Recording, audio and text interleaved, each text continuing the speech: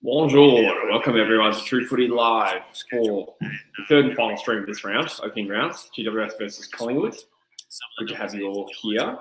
Get everything fired up. I think we're expecting Drizzy today. He said he'd definitely be here, but I think he is running from another stream to this one. Content season, baby. How is everyone? We've got he's in chat saying boys. Boys. That's the way I'm going to choose to read that. That's all from the 80s. Doesn't matter. Good to have you all here. I've got Brad Johnson on my screen. Me. So I woke up to Gold Coast getting out to a 74-13 lead. As we've got Brad in the chat. Thank you, buddy. I needed to be reminded of that. Specifically by you. Thank you. Yes, Gold Coast just slapped Richmond. I haven't had a chance to really analyse that game, obviously. But it's hard to tell whether that's Gold Coast delivering on a bit of promise or if it's Richmond shooting the bed, which I kind of anticipated. Second most clearances ever. G'day, Riley Crawford, by the way. Grass tip Richmond. What? You're doing better than me, mate. I got 1 out of 3. I said Gold Coast. Second most clearances ever. Holy moly. Just getting up to start here. 20 clearances. What? What in the name of nuts? That's insane. I just see that. G'day, Arch Footy. Welcome to the stream, mate. Big game today. This was the game I was looking forward to the most. Mind you, it's hard to imagine it topped last night. That's pretty unreal. 74 plays 7. Are you serious? Wow, biggest halftime lead ever. Good on him. It's hard to know what to make of it. Obviously, I think first of all, I haven't watched the game. But second of all, I think there was always going to be this potential for Gold Coast to start well. But it was just potential. But they do have a knack as a young side of starting seasons well. And, we don't know what to make of Richmond yet. But can't argue with that start. They certainly look like they coasted. Only won by 38 points at the end. Yeah, I agree that Richmond should be bottom fourth. I think I'd sit them third last. I think there is capacity for falling apart there. But it is only been one game, so I won't pat myself on the back just yet. G'day, I'm Brandon. Hello.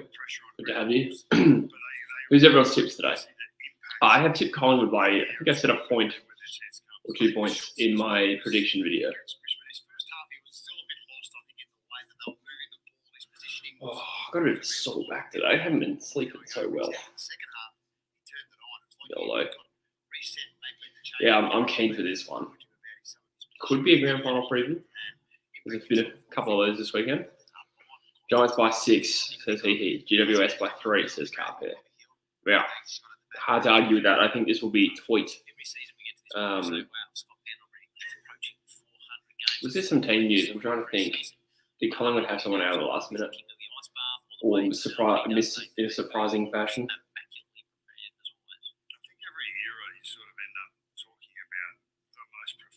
Have a look at the teams now.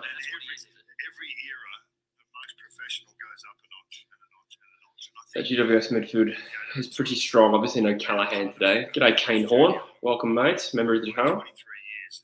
Good to have you. Tips? Keep them coming.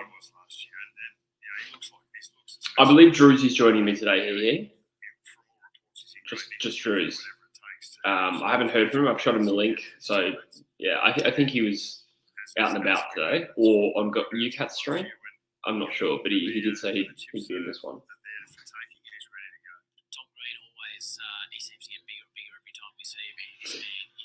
It's fun having the other boys on stream as well. I really enjoy this StreamYard thing. A little bit better lighting today. I just moved where my laptop is, and it seems to be illuminating me. Bush has been invited to all the streams so far. I think he's just been doing his thing. They've all been pretty short notice. I haven't really planned in advance what I'm doing. So I presume he just had a busy weekend. G'day, Hoops Crew. Shout out Hoops Crew. Great Geelong channel. Give him a sub. Who are we thinking today? Hoopsy. Not sure which gentleman I'm speaking to who's running the keyboard right now.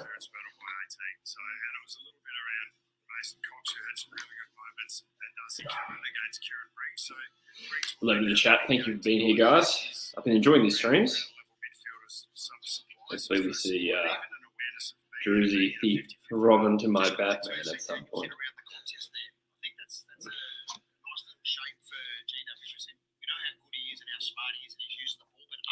Yeah, I feel a bit torn. Like, I think in every game so far, I've just supported who I've tipped. So I tipped Melbourne and I tipped Brisbane. And I would have supported Gold Coast had I watched that game. But this might be the exception where I've tipped Collingwood, but I kind of want GWS to win. I've tipped them as my premier this year. So I kind of want to be vindicated for that. I suppose I can't lose either way, right? In a good opening round. I think opening rounds lived up, having only seen 2 out of 3 games. Kane Horn says, I agree with Richmond bottom 4. I think we just don't have the right mix of players. Looks slow, but it is what it is. Yeah, that's right, mate. It was always coming. But it doesn't mean you have to be down there for long. Like, you know, if you get bottom 4, you get a pretty good midfielder this year in the draft.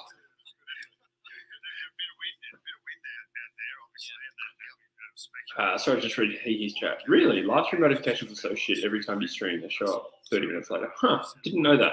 Didn't know that. I think one thing you can do is, like, if you see the stream, like, advertised before the game, you can put notify me, but I've never actually done that, so I don't know if that would even make it better. Brenton Dowling, hello, mate. Welcome. Give us your prediction for today. Yeah, I think, honestly, the best thing for Richmond would be getting a top 5 pick this year. Get someone like I mean, they might not have picked 1, obviously, but, you know, Sullivan, Jagger Smith. There's some really good top-end midfielders this year.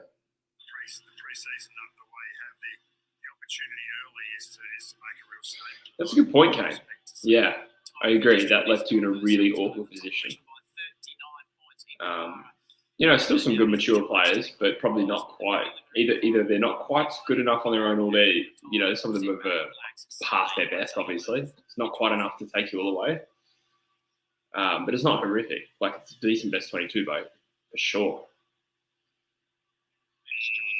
I agree. Yeah, and they've got a heap of later draft picks they can trade up for academy switches and stuff like that. So I think Richmond's going to have a good draft this year, regardless of where they finish. Bounce down at the football.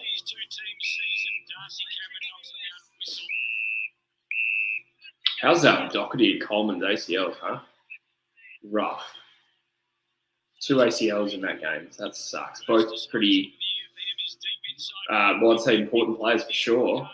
Maybe not in the top bracket of key players for both sides, but maybe have both a similar ranking of importance in their teams. Sucks. Schultz, first possession, and it's a nice one, actually. Little handball there to side bottom, and the ball's out of bounds.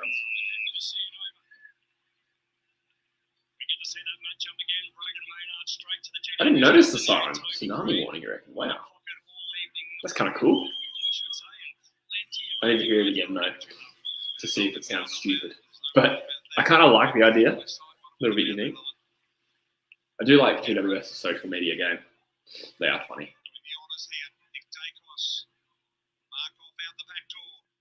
Did Dimmer do the Tiger 30? Look, a little bit, but at the same time, you know, I'm sure he didn't really plan to just, what's the word, withdraw mentally, and he has also done so much for that club that I feel like it is what it is. But I do think the timing of it was awful with where their plays, but yeah, that's right, Kate. You made decisions thinking he would be in charge. You know, there's a lot of you know, it's a stretch to now put like that pressure on Uze, which I'm not saying they have put that pressure on Uze, but Uze comes in, and the strategy presumably was to, you know, top up and go again. And I don't know if they're well positioned for a start, and with a new coach rather. Yeah, it's a big ask. Collingwood registered the first behind. Did GWS actually have farm animals? That's sick. Why? I suppose it's to get people to take their kids. I suppose Bunnings had like farm animals. Can't really judge. Yeah, how did Bolter go forward into the ruck?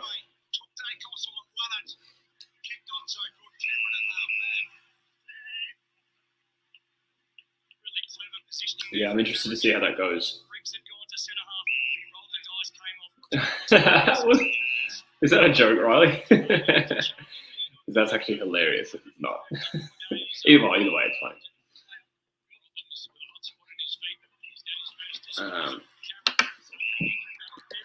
Good setting here.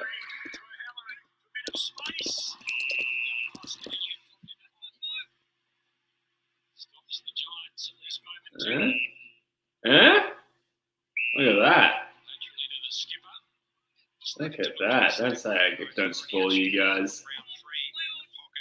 I have to manually update that every time it changes. So just remind me if I keep forgetting.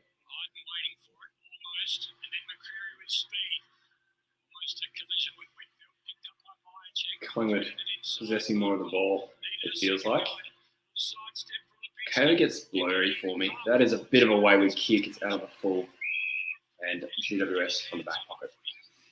Kanehorn loves Markov. Yeah, he's a good little player for sure. Been it 3 times now, I think. If I'm not mistaken.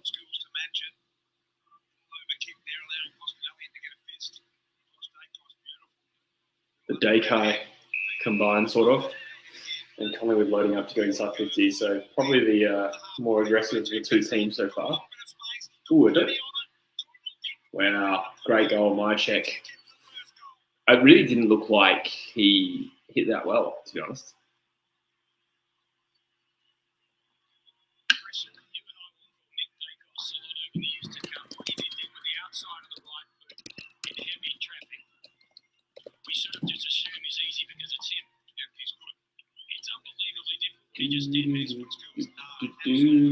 I don't have Bolt for my fantasy. What's he priced at out there?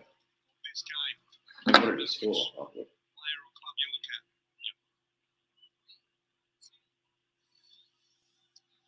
This is where the play starts. Josh to Nick, but wait for this kick, the vision, and then to execute the outside of the boot. Forward the kick perfectly. My check's there. One who gets on the end of it, but every person on the group gets it. Yeah, I thought that my check might have got under that too much.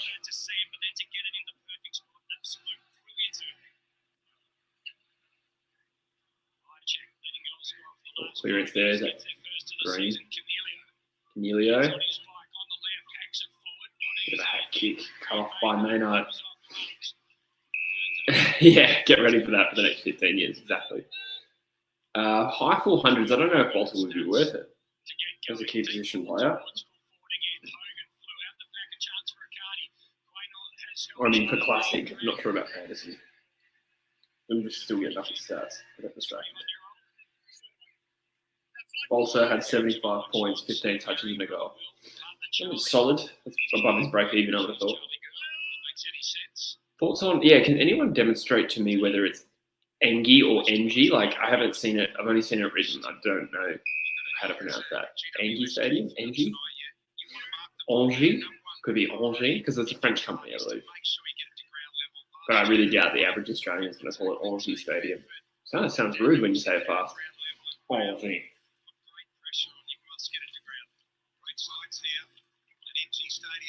Engie, okay, you just said it on the screen. So it is exactly how you read it.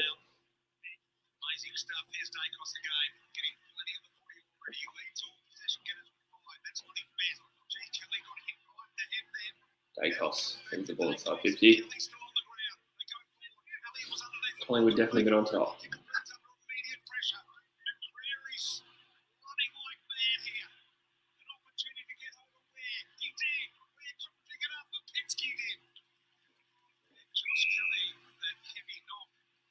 Why do they change the names of them? It's just a sponsorship change. It shouldn't change that often. Like Metricon Was Heritage Bank for 1 year, 2 years, or just one? I reckon it might be one. And now it's People's First. So it's just a sponsorship change. It is kind of annoying when they change names. Like Domain, or Subiaco became Domain, or Patterson's first, and then Subi. I don't think I ever really stopped calling it Subi. And I'm still going to call it Metricon.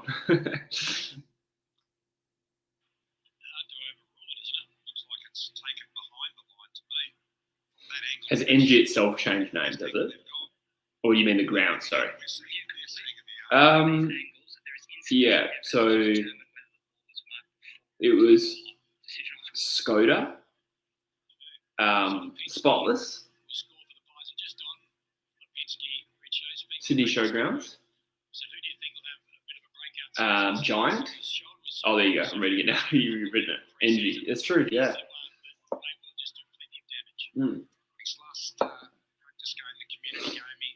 Was it called Sydney Showgrounds, just Sydney Showgrounds to start though?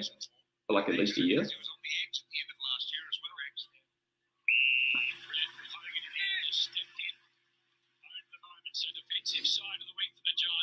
Yeah, they all just like 1 year contracts or something.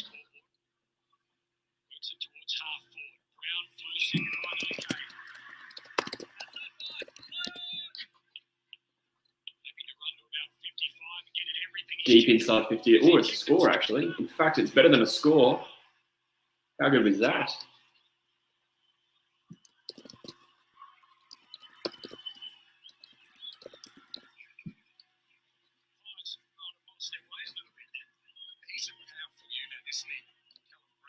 Alan Brown, baddest man in the whole damn town. Great goal. Giants on the board.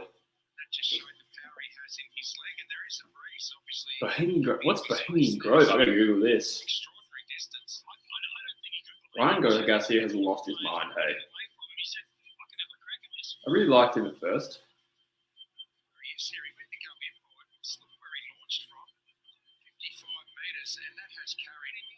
The campground belonging to a private gentleman's club. Oh, let's get through this.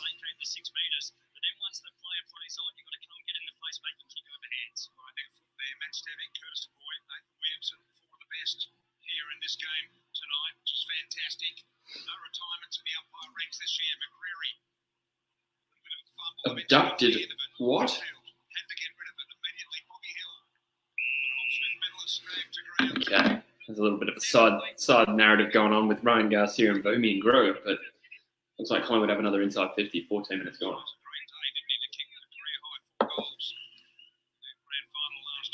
That was a huge goal, Hoops. Yeah, I thought it was just like laying it up. I was like, oh, this will be their first deep inside 50, and then it sailed through. No, that's all right, Carper. We certainly delve into unrelated topics on here. All means, just speak your mind.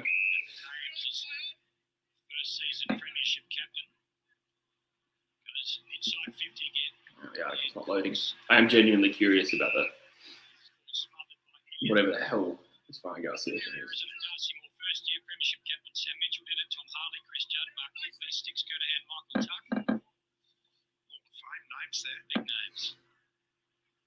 Ultimate deliberate rush behind late in the goal against him. I haven't seen it yet, Riley.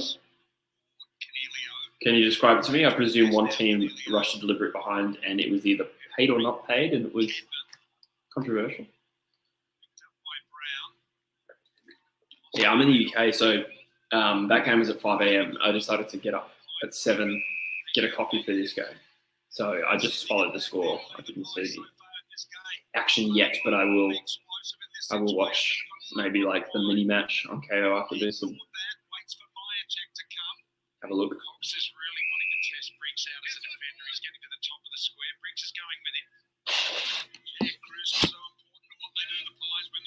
Five inside 50. So looking better of the two, I'd say. My check again has across the face, little touch there.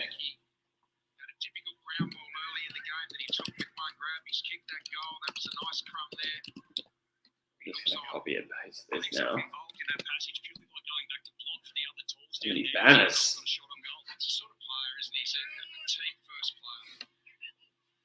hope Cabins gets going this year. Yeah, his role will be interesting. But if Riccardi and Hogan can stay, stable and in the team and kicking goals, it will allow him to do his job easier. And just like that, Callum Brown is lining up for another one. And the Giants, who have probably had less of a play, could be in front here because Collingwood to keep 3 behind.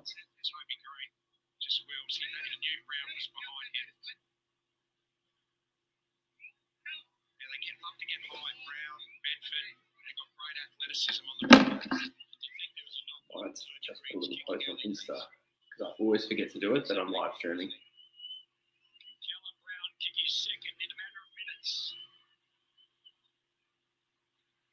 Brown has kicked a goal.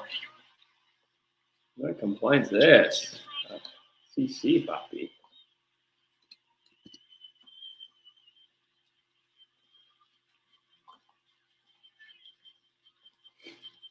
I really feel like GWS feel like they're a real club. I think they're getting there. They've got a bit of a vibe to them. They've got a catchy song. They've got a good social media team. They've got success, relative success. He's done all right. I like him. G'day, Blaze 17. Good to have you, mate. Who are you tipping today?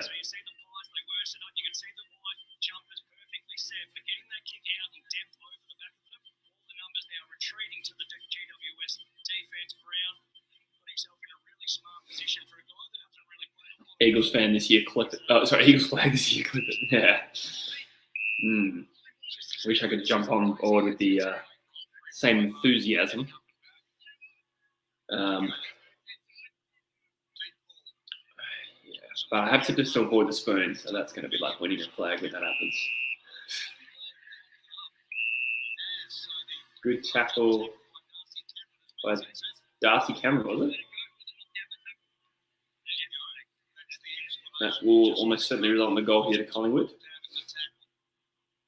little bit harsh, didn't have prior, but the ball spilled out. I don't think that's holding the ball. I think that's silly. What are they really penalising there? Ball just trickled out. But this should result in the goal to Darcy Cameron. GWS you tipped, did ya?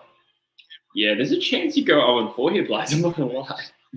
Obviously, there's a chance, but unlucky. I've got 1 so far. I have tipped Collingwood, so.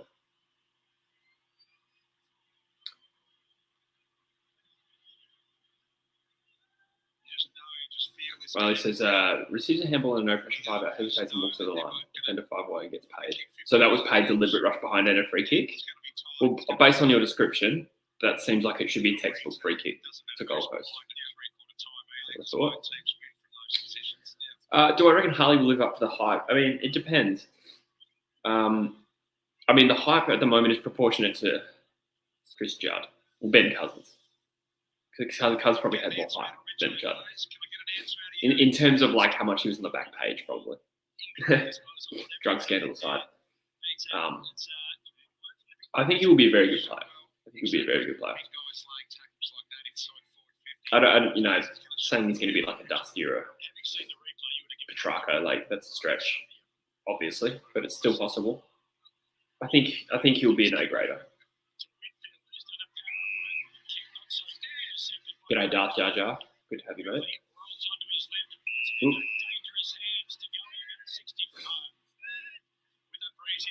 Riley says he thinks it was forever last year. That would never be true. That's true. They've gotten pretty slack at that last year, or inconsistent rather. The goal is lining up here. Oh, is that a shank or a deliberate? I'm going to say shank because it went to the sea of GWS players. Stop making the score here.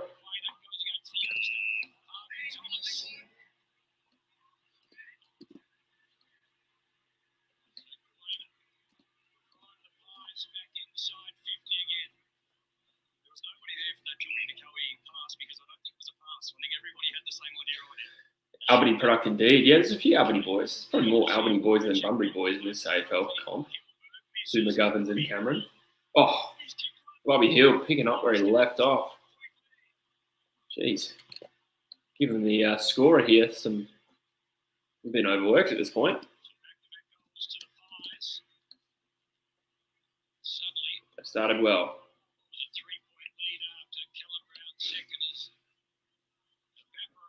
Who wins the Coleman? I've tipped Max King. It could be Ben King, but I think, any of the usual suspects like Curnow and Larkey and even Joseph Cameron. Hard to back in text with his age, but it doesn't mean he won't. It is possible. Anyone see Mason Cox pre-game? No. Wow, what happened?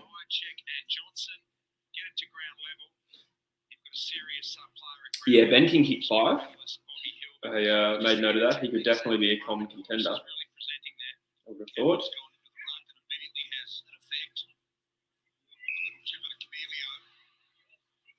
Here we go. Ooh, a bit of a skidder. Crisp turns it over. Well done, Cadman gets a hand free. Ball up in the middle of the ground. No, Collingwood get out. Oh, yes. Oh. Who is 40? Is that Johnson? Forgive me, the blurry screen, I'm missing some of the minor details there. Collingwood on top, definitely. King's a lock of fantasy. Really? Ben King? What's he priced at?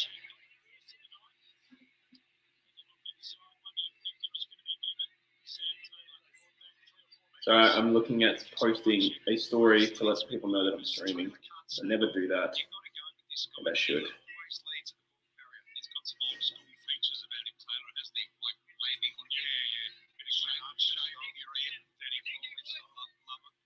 It's my check again. It is. It will stay in play, touch through for behind.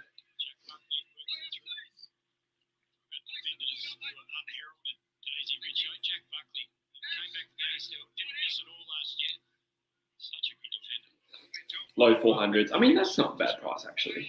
But again, I don't know if I'd have him in Classic. Mason Cox did a Drake. No. That's going to be a joke, Angus. That did not happen.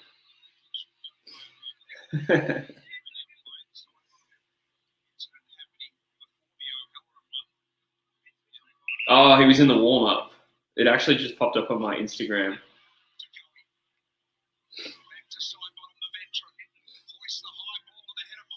I mean, other people who did that, I find it funny. With Mason Cox, it just seems annoying.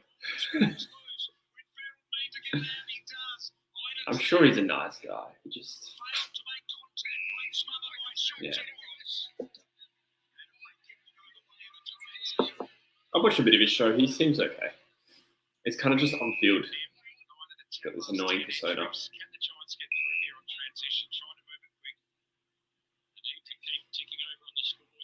A bit of nice ball movement through the middle of the ground for the Giants. The pressure's good from Collingwood, but they're good enough to still stream inside 50. There should be a free player. Oh, it's a good smother by Darcy Moore. Is that Thomas? Harvey Thomas, the debutant? Well done, young man. He had his first kick smothered, won the ball back, and hit a target. He's in my fantasy team. He's done well there. Well played.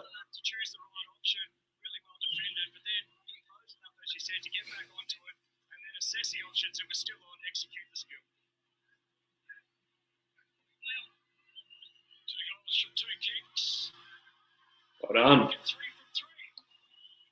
He's got 3 kicks, 3 goals.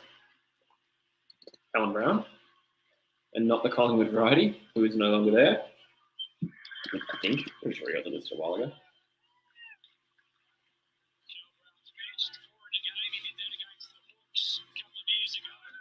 Cheers, Angus. Take care, mate. Thank you.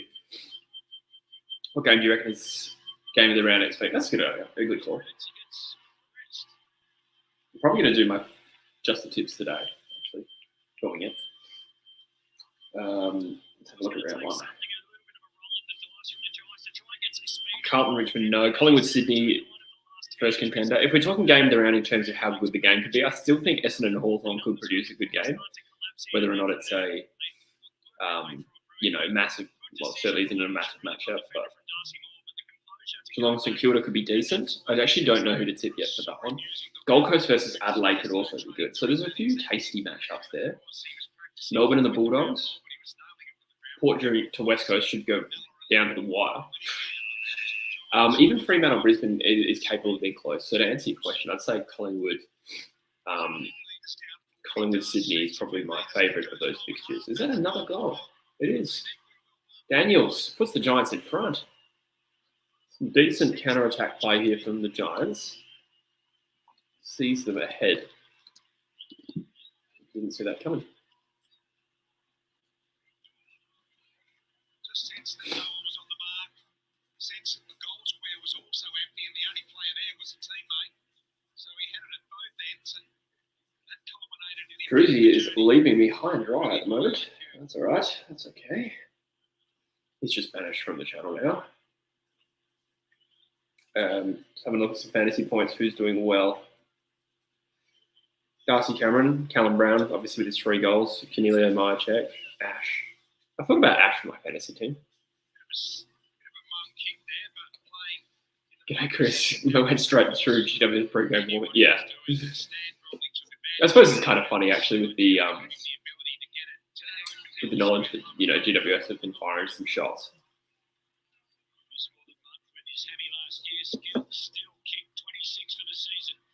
GWS inside 50 again. Oh, well done, Matt Bedford. Oh, nearly got a kick off, but great evasiveness there. Well played. Collingwood free kick. Oh, I did update the score. Sorry, I forgot to. You got to do 2 buttons when you do that.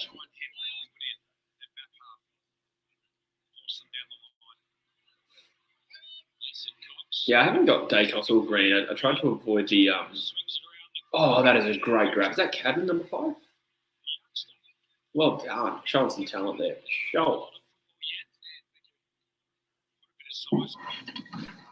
Good strong grab overhead.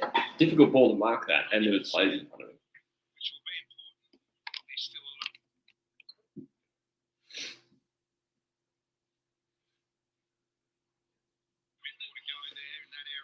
This fella must do so well with the ladies. Number 1 draft pick. Super handsome, as it were.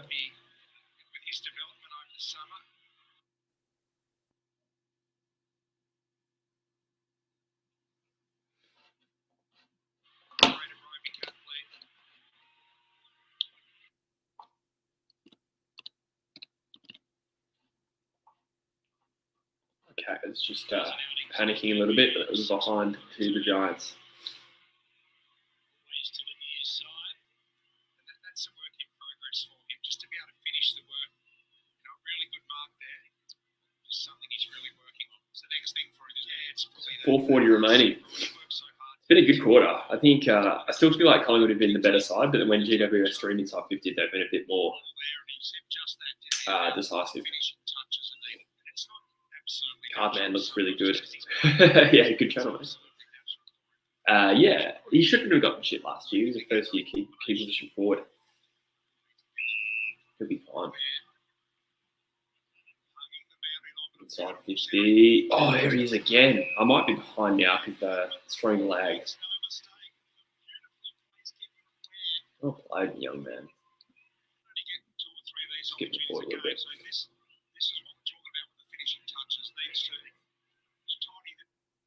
What are you talking about, Cagum? Not even had a lawn since 2020. Just apartments, man. Cabin kicked a goal. Great stuff. GWS out for 9-point lead. Seesawing game for sure.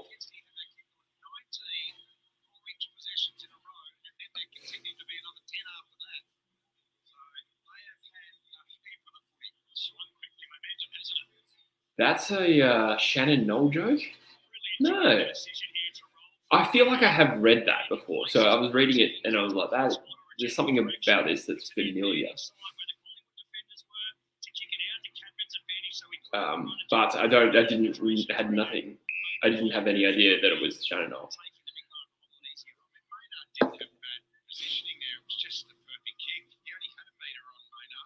That's that lyrics to What About Me? Oh, Giants inside 50 again, and drop the chest mark. Bedford's been a bit lively without really registering any touches, I don't think. Hughes again, he's playing well.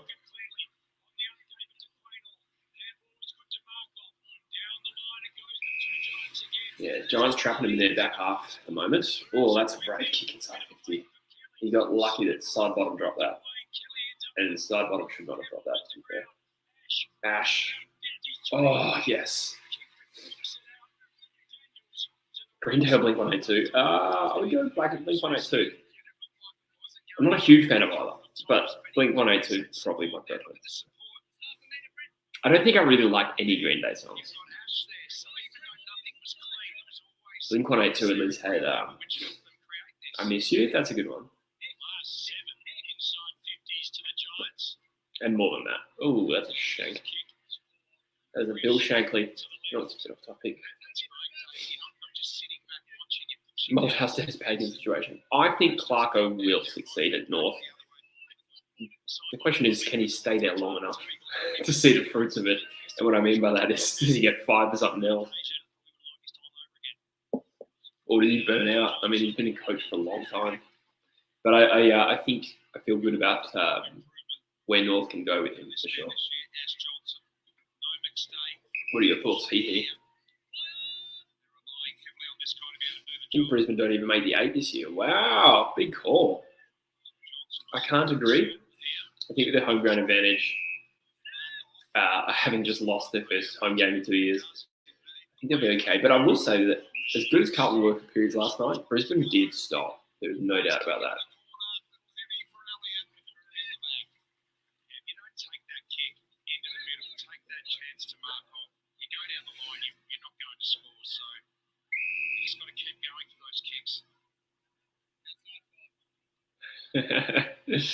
I do not hate North at all. No. I think I did dislike them in like 2014. From like 2008 to 2014, because I had this obnoxious friend who likes North, but I've let go of that. You know, I only kind of hate teams for a bit of a scrimmage. I kind of only hate teams for periods. Like, I hated Carlton around that period. I hated Melbourne around that period. And now I don't. Like, I like Melbourne. I'm indifferent to Carlton. I don't mind them. And I didn't really like the successful version of Richmond. But soon they're going to be a very different looking team. And I might feel different about them. But I like North. Yeah, I'd go as far as to say I like them. Above average.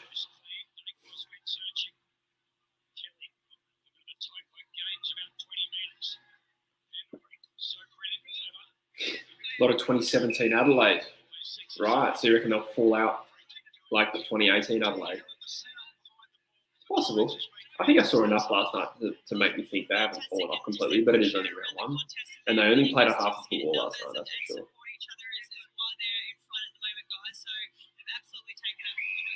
Good mark. Yeah, but Taylor, yeah.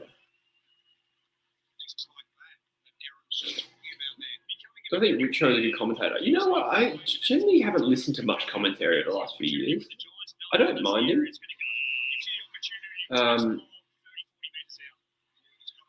Yeah, I don't know. The reason is, like, I'm not listening to the commentary right now, so, like, I'm streaming a lot. So, yeah, a bit of a boring answer.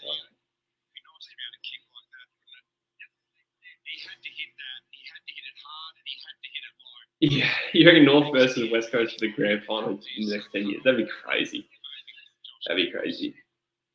It is funny to see how the league cycles. Like, I looked at my predicted bottom 4, Hawthorn, Richmond, West Coast, North.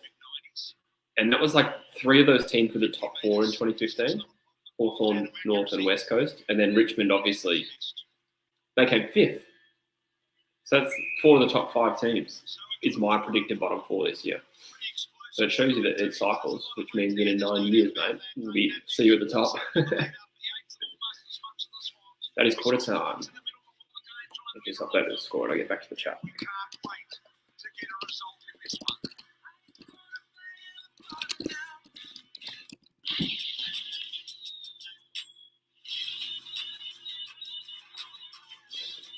16 in the chat. Good to have you guys. Chuck a like on the stream if you don't mind. Just helps me in the algorithm if you're enjoying it.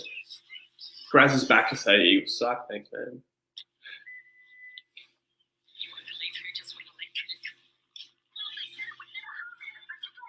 It was them celebrating the team they had been making fun of. Oh, God. Yeah.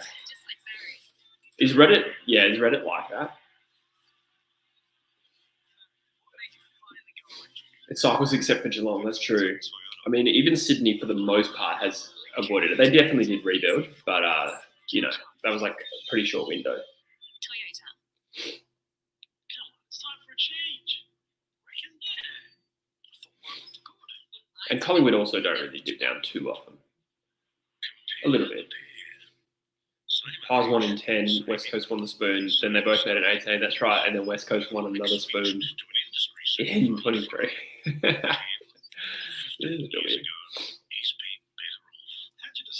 What do you mean, Drews? What do you mean you couldn't make it? You still can. Hey, Nick, bad news. We're never going to make it. Left behind, dry, bro. We're going to have to forfeit. Labor with me. Every comment had something to do with umpiring to the point they brought in a rule. You have to make umpire criticism dry. That's good. Drews, you dog. I only committed to this because I thought you were doing it.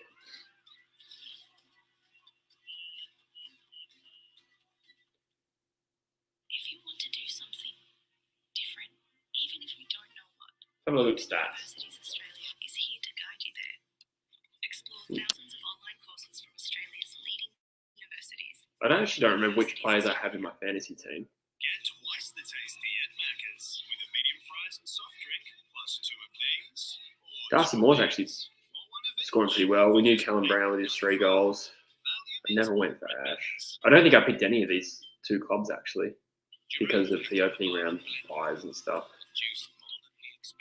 Charlie Dean on debut. I also didn't go with him. Oh, I do have that Thomas kid. He's only got 3 at the moment.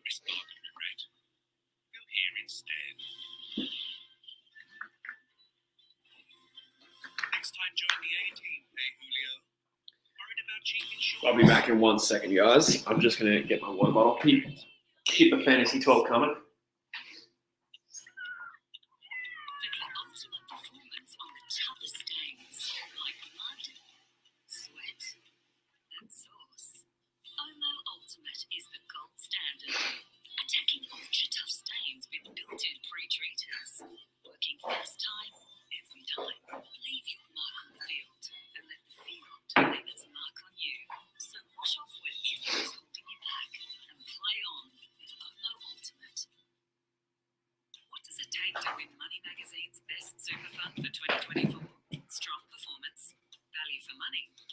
God, it's an interesting chat in here.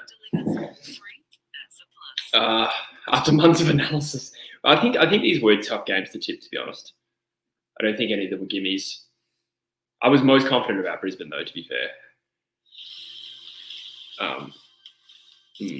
So Jackson in with Darcy out. I mean, I get it. I thought about it. I didn't quite squeeze him into my team. But I've gone with Marshall and Grundy. I wanted Gawn and Grundy, but they've both got early buys. I was like, that's probably overkill, right?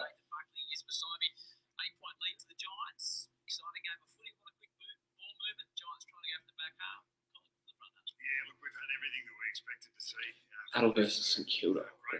That'd be cool. 1997 revisited or 98? I think it might be 98, actually.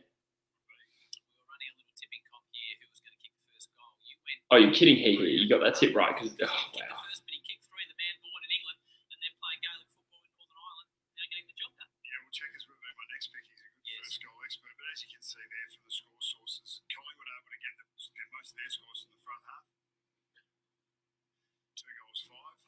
GWS, when they get through that pressure, we've seen What I'm thinking is, in the community tab, I've posted a what are your takeaways from opening round, and I'm going to feature some of them in my review video. I think I'm going to make that a weekly thing. So I'll have a review video coming out tomorrow. I haven't worked out exactly how many or how I'm going to choose them. But if you want your thoughts in the video, there's a chance I'll feature it if you post it on that. Last time Carlton beat the Lions at the Gabba, 2013. Hey, that's true. Basically, lock it in now.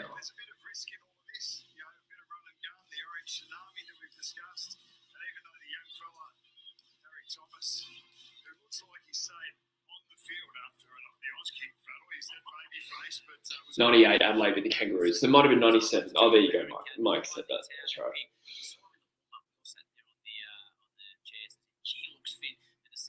I just feel bad for them. I want both of them to have some success. Yeah, Adelaide. That'd be cool. I'd love that grand final because I have not seen either team win a premiership.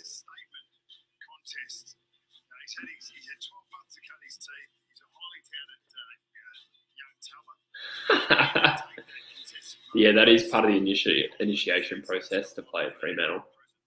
Docking.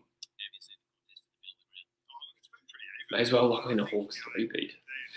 Yeah, it's true, right? Wonder how the Hawks will go this year. They're a bit of a question mark with their injuries.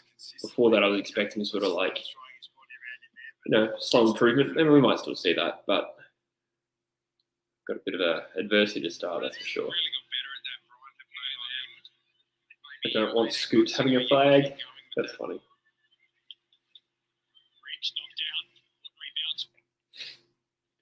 I don't know who I'd support in Adelaide sort of grand final.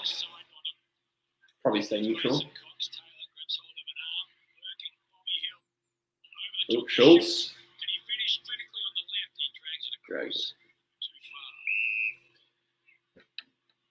Northern Territory team to replace the Dockers. Yeah, that'd be great.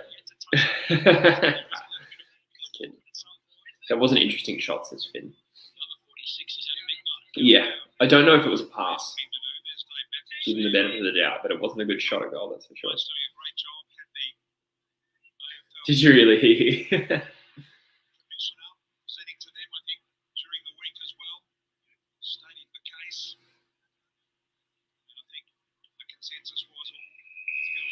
Still don't know about the Giants jumper. It just doesn't look like a football jumper to me. I think that's the only thing I don't like about him.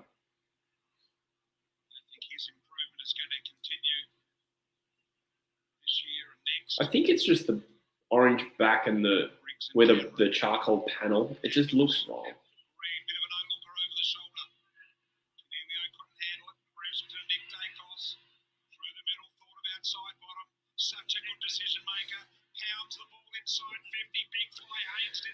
Where did Carlton finish? I had them fourth, and nothing I've seen has made me change my mind either way. So I'll say fourth. The full black one is cool. I don't know if they can get away with that one, but I think that's my preference. What's your prediction for this game? I tipped Collingwood by a 2 point or a point. And again, I haven't changed my mind yet. It kind of depends who's got the ball, which is a sign of a good game. You hate the passion Essendon's clashing with West Coast away jerseys. I don't mind the yellow. It's not my preference. I'm actually going to do a True Eagle video ranking Eagles jumpers soon. I don't hate it, but it's some Eagles fans love it and prefer it to the royal blue.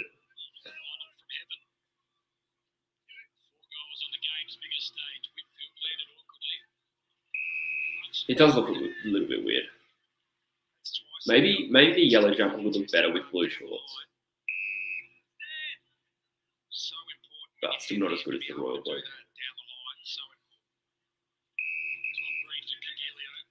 The original was worse, Jesse. Sorry, I'm forgetting what the original Giants jumper. I lost track. Sorry. And about 50 from home. Nick flying in from Cadman. Darcy Cameron found it in the end. Had a good look for it. I can't even remember how different the original Giants jumper was. To Haynes.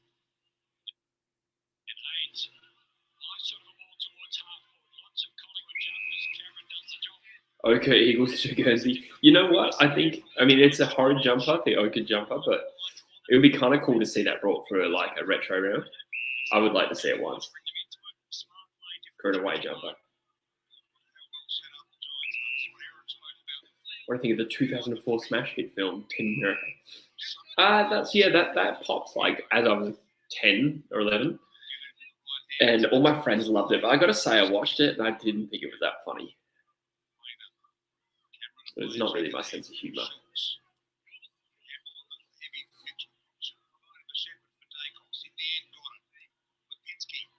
Scully had one on back chat, that's cool. Yeah, that jumper came and went before I started following the Eagles.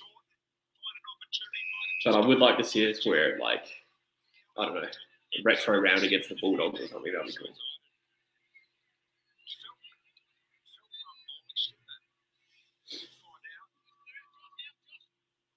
Rebounding road jumper.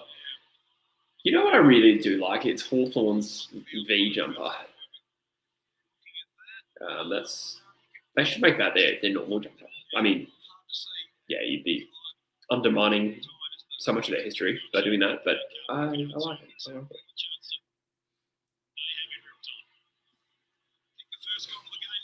Newton said still loving the UK. Yes, I am. It's we're starting to get some normal daylight hours. Like, so when I go for my morning coffee before these streams, it's not pitch black anymore, which for context is like 8 a.m. It was pitch black for like the first hour of the stream for a while in the middle of winter when I was doing cricket streams. Yeah, it's good. I don't really do much at the moment with my life. I kind of just make videos. But I'm hoping to go to America soon for a month and still do a few videos while I'm away. And then, because I'm going to be like at my sister's house, I'm not going to be like traveling as such. And then I'll do a little bit of travel this summer, but otherwise it's just going to be pretty much focusing on YouTube. I forgot to update the score, by the way. I'll do that now.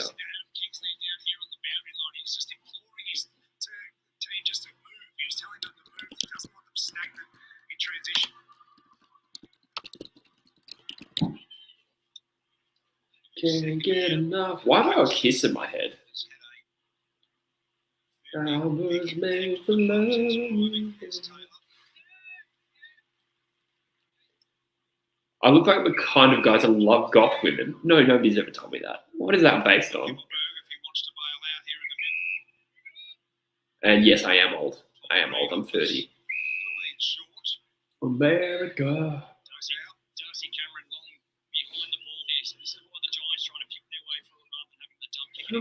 I look like the sort of guy who would love goth women. So specific. I don't even know.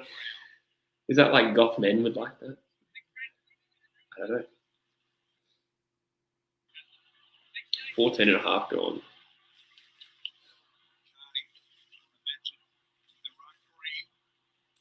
Hey, did you not know I was 30? No, I do deny it. Don Pike wants to revert back to the 06 Eagles logo. I don't like that. I mean, Don Pike's done some good things to change the song and the banner, assuming that's happening. The logo, no. I like the logo now. That means that jumper would change.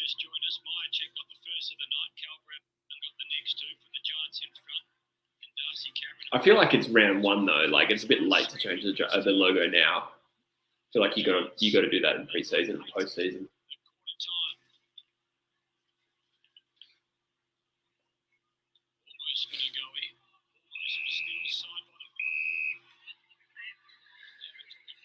Yeah, the Doc injury sucks. Like, I didn't even see it happen. I remember we were streaming yesterday and I think Joycey pointed out that Doherty was subbed with a jarred knee. So I have no idea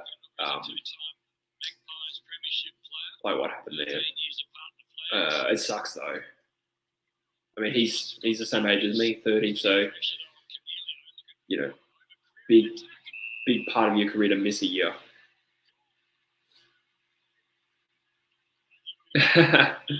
That's funny. Yeah, I would have been 24 when we started True Footy. I was a young-looking 24-year-old. I've always copped that. Yeah, 24. Like, I started seeing my ex-girlfriend when I was 22. We were both 22. And people in law literally thought that she was dating me who had just finished high school. They thought I was 18. But, like, assumed it to the point that they just, like, assumed it as fact and then brought it up with me months later. And they're like, aren't you 18? Did you go to high school last year? And I was like, no. I'm, like, older than you. So that was weird. G'day, Mish. Welcome, mate. Member of the channel. Shout out. Hagham's 24 now. I remember those days. Young, dumb, and full of podcasts. Yeah, unfortunately, those ACLs can be innocuous. Gave up coffee. Really? Respect. Can I do a video on ACLs? Yeah, I mean, I really don't know that much about them. But I see what you mean. Like, God, I might have settled up. Yeah, and see if there's an increase. Yeah, I'm sure I could probably do that. Actually, I don't know where you find that data. Usually that will influence whether I do a video. It's like, do I know where to research? But I can have a look. Probably a good one for Druzy to do, to be honest.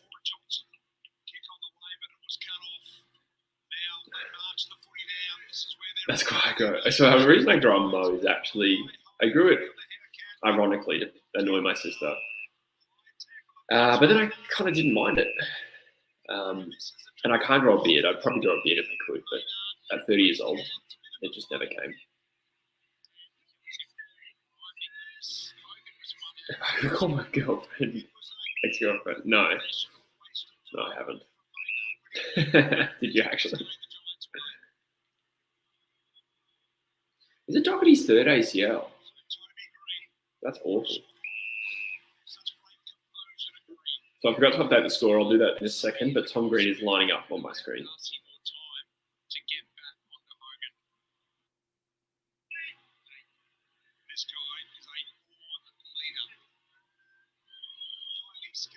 That's hilarious. Ooh. He's punched it through. Nicely done. GWS extending the lead.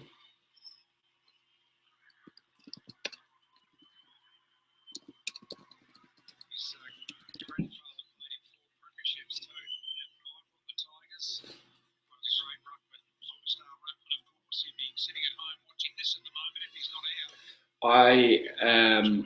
Oh, nice fish. I'm 93 born. Sorry, November 93.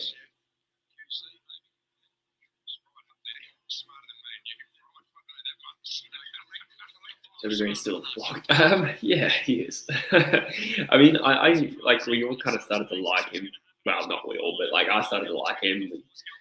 He started to win us a few people over, and then you go back and see some of the stuff he's done, and you're like, oh wait, no, you actually are a flog. But I still do kind of like him, to be honest.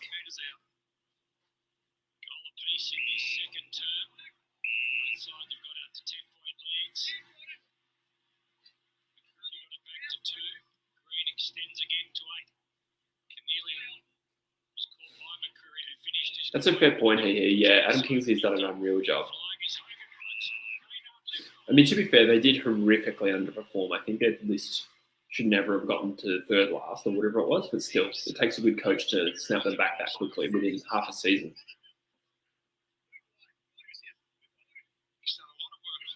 So another shot on goal here for the Giants. They are looking stronger of the two teams this quarter. Toby Green, probably not favourite non-Roos player. Yeah, that's an interesting one. Like, who's your favourite player? Generally, chat. Like, who's your favourite player from a club that you don't support? For me, it's probably Bont and Petrarca, which is really boring, I know. Yeah, Maynard is a bit of a There you go. Can't get enough. Why is Kiss in my head? I don't know what put that in my head.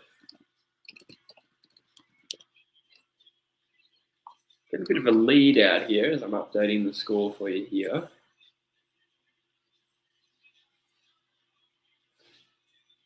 Ex-Dorker indeed. Well, not me, Jesse Hogan.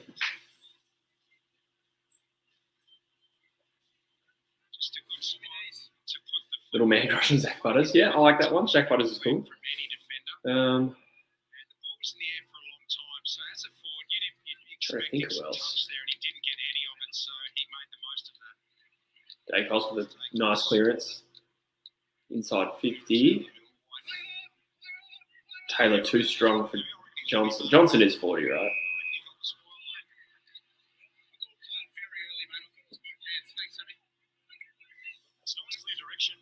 I want Drizzy to do a video on all the good players Doc has gotten rid of. Yeah, I think he talk about it in the stream yesterday. He wants to do something like that. I think that's a great idea.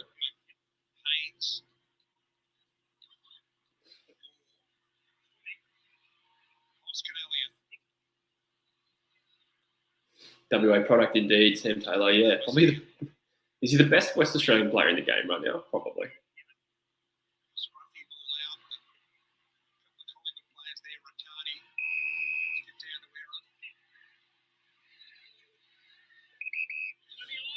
Lukosius is a great shout, Riley. I agree with that one. You liked Luke Shuey, he? I always thought everyone hated Luke Shuey, but Luke Shuey is my favourite player. We went to school with him out there. Nice. How is he? Good bloke? You like Ginnivan? I do not like Ginnivan. I met some girls on Kentucky who went to school with him. And they more or less suggested that his personality is everything you'd expect from everything we heard. Taylor, too good. Still in the young. Still only like 24. Kane likes Oscar Allen. Nice. Yeah. I think Oscar Allen is another one of those likable players. He's very much like, you'd be happy for him to date your daughter kind of guys. You like Guinea's hair? I don't like his hair either. I don't really like anything about Ginnivan. Griff Logan, Zach Fisher. Oh, then you went to school with them? Oh, yeah. Jimmy Webster. Are you just picking out the worst blokes in the league? I'm just kidding. I have no idea if Jimmy Webster's a bad bloke, but yeah, obviously his name is Mud right now. Nice Hee. I like to hear you say that about Shuey. I do think he was a little underappreciated outside of West Coast. Probably underappreciated within West Coast too. There was a lot of fans who just talk shit about his captaincy because he kept getting injured. Never liked that.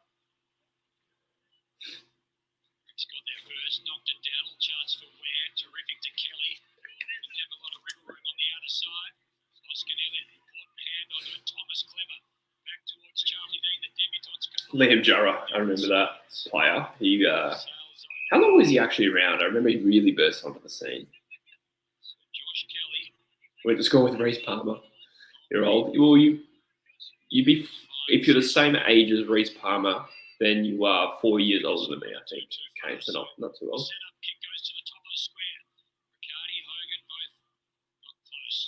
Out of bounds. 14 points to mark. We got 8.5 remaining in the half.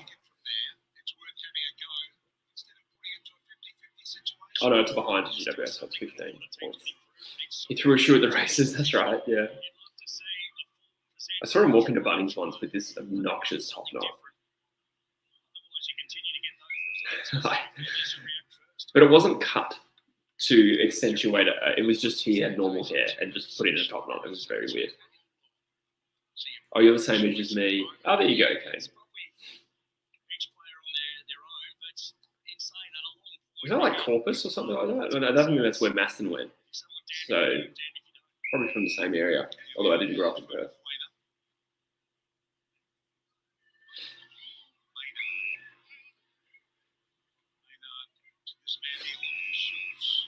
He. What you're saying is, no, Dark. What you're saying is music to my ears.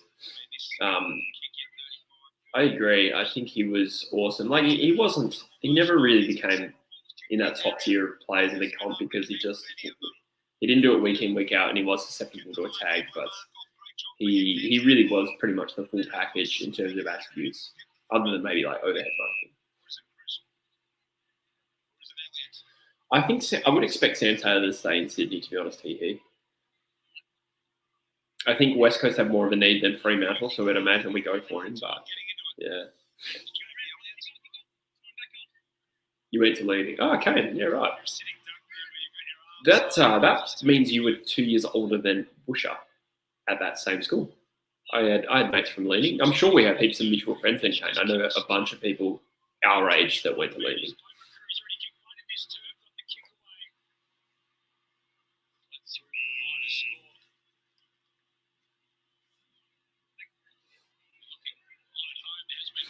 Wasn't afraid to fly the flag. That's a good point. Yeah.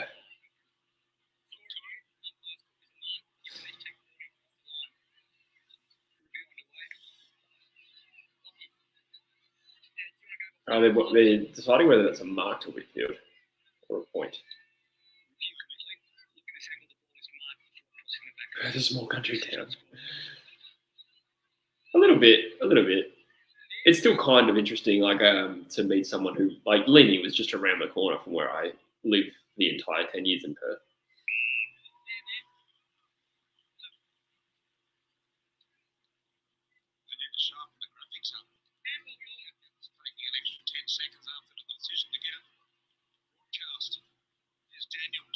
I think Whitfield is underrated. Yeah. I think he was talked about a lot. Gee, what year did Whitfield really break out of? It might have been like 2019, when they made their grand final. Yeah, he's a star. Who's the better WA product? Yeah, I mean, you go Cripps as one of Brownlow. He's just had more time to do it. But Sam Taylor could eclipse that if he wins like 4 or 5 All-Australians. And I think that's distinctly possible. But yeah, I agree on reputation. You've got to go Cripps so far. But I am a big fan of Taylor.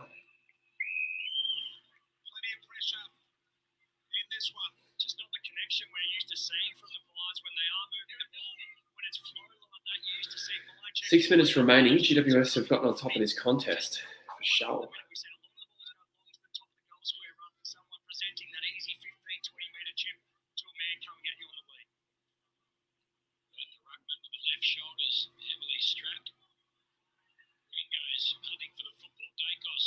Didn't Cripps break like the contested possession record in his second season?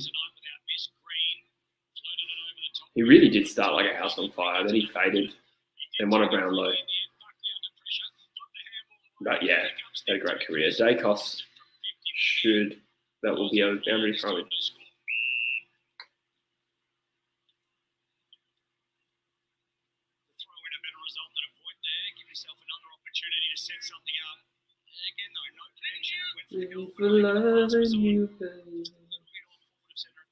Cyril Rioli or Eddie Betts is a good question. I think Cyril probably just, but probably only slightly better.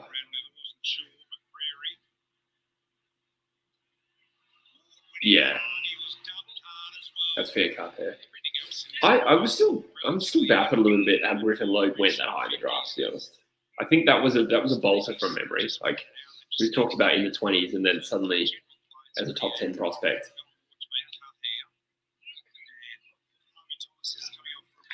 I'm trying to think who else went after that in 2016. Tough off the top of my head, 2016. I know we got Venables at 13 or 14, 13, I think.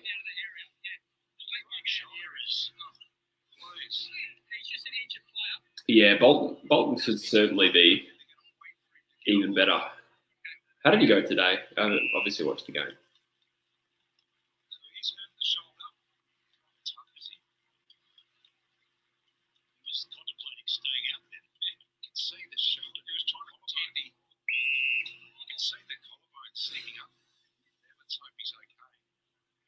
Have a look at the stats of this game. Darcy Cameron, most fantasy points. Tom Green, second. Most, no shock there.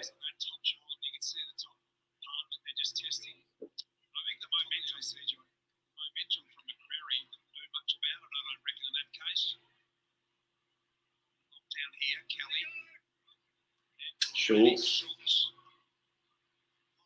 Jeez, well done, Mychek. Something, not nothing, but Johnson fumbled.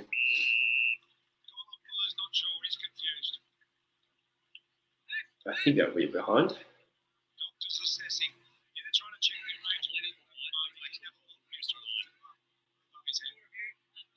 Yeah, right, cut there. He, yeah, definitely an athlete. But I never really thought he was that good. He's okay. He's a good player, but yeah, he I think maybe part of that was that I think Logan's a bit of a like life of the party, soul of the club kind of player, apparently.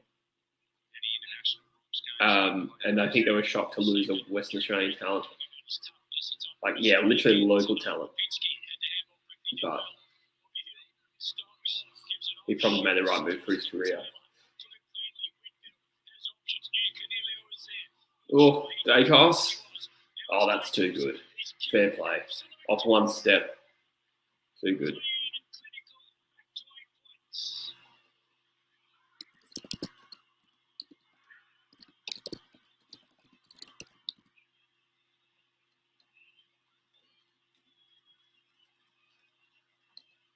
By the way, somebody did ask if I'm streaming the Eagles next weekend. I think so. It's at 5 a.m, so I hope so. I hope I'm able to do that. I plan to. Green or Goulden? Probably Goulden.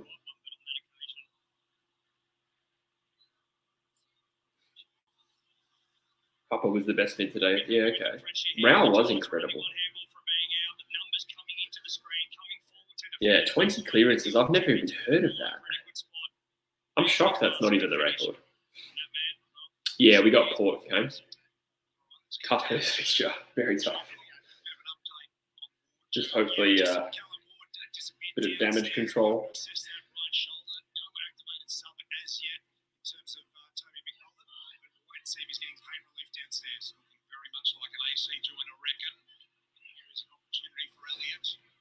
So, yeah, Collingwood sort of needed one there.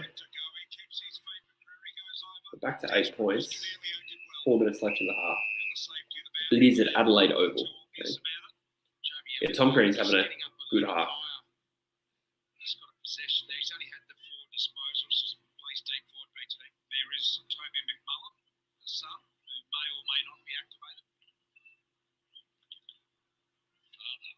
Tackle.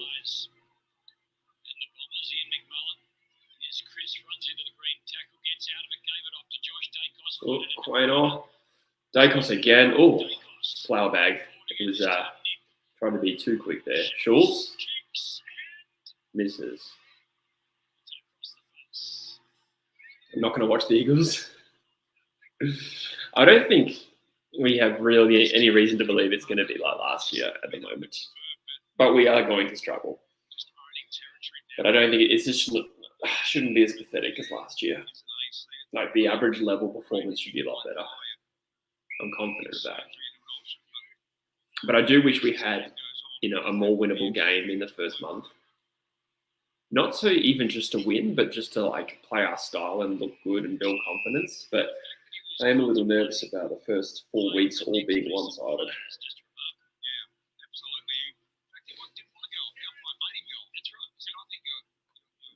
And there'll be a narrative around, what's different? But I think we've got Richmond in round 5. And, obviously that could be a belting Richmond's way, but that's our best chance to be able to play our style. GWS getting inside 50 here. It is 7 points the margin.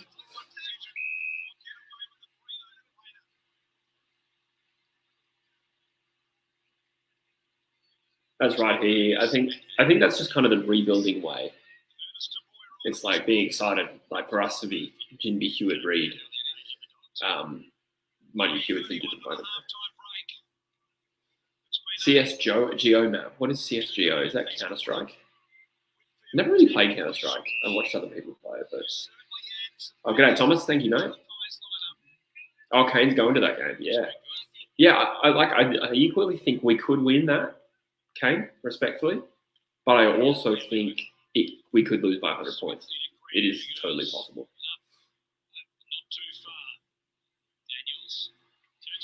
Darth says, the fixture that could have Simmer said by round 6. I don't think there's a scenario where we sack Coach by round 6. I reckon no decisions before the bye. I hope that's what we do.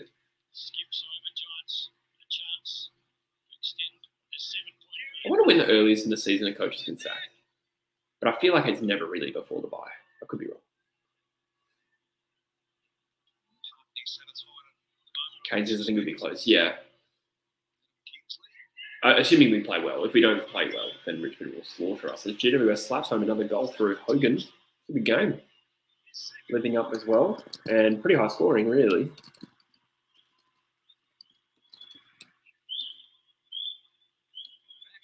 Scorers working overtime. Like last year was close. Oh, yeah, it was. The Subi game. Optus, jeez. Yeah, the Optus game. And I feel like at the MCG, we played all right. I think he won by about 6 goals in the end because of a big burst, but I feel like we did okay in that game.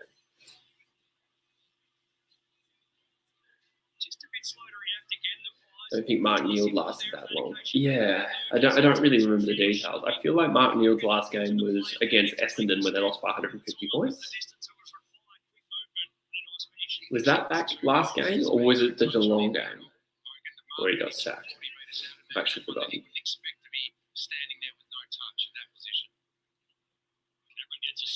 Yeah, that's true. Yeah, I think he made a couple of prelims in 14 and 15, but yeah. It just felt like that North list in 14-15 was good and competitive, but never really talented enough. That's the way I remember it. I'm actually trying to remember who their best players were. Collingwood, immediate response. Tom Mitchell, 53-46. As we are 2 minutes left in the half. So quickly back to 7 points following the Hogan snap at the other end. Tom Mitchell, from the Swans to the Hawks to the Pies to a premiership. Hogan, another foul trade, yeah. I mean, I think for Freo, they did the right thing. Like, he just wasn't working there. From an off-field point of view, as much as anything. Dart says at least we get drafted. That's true. Priority pick space would be an interesting watch this year because I think North would still improve a lot, but still finish second or third last. So what happens there if they win 5 games? Probably not priority pick territory, hey? I still think West Coast Premiership will work against them. Depends how bad this year gets. But I think if West Coast did hypothetically get access to anything, I think it would be more around the established player and like maybe an extra list spot sort of thing. And to be honest, I would take that. If we have another bad injury run, we need some extra players, 100%.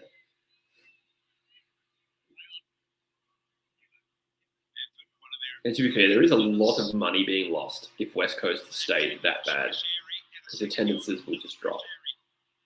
They were okay last year. We still had a higher average attendance than Freo, but, it's still a lot of money if it drops any further. Which shouldn't be the league's logic, just an observation. Oh, yes. Callum Brown lining up for number 4 on the edge of halftime.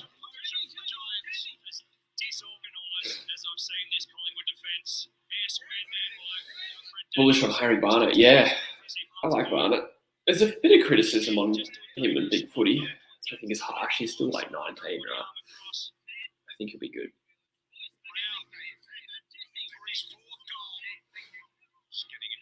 I don't remember the umpires being horrible in that game, but I was going for the opposite team. I really did think we were going to lose that. That was a horrible prelim. We got 20 points down.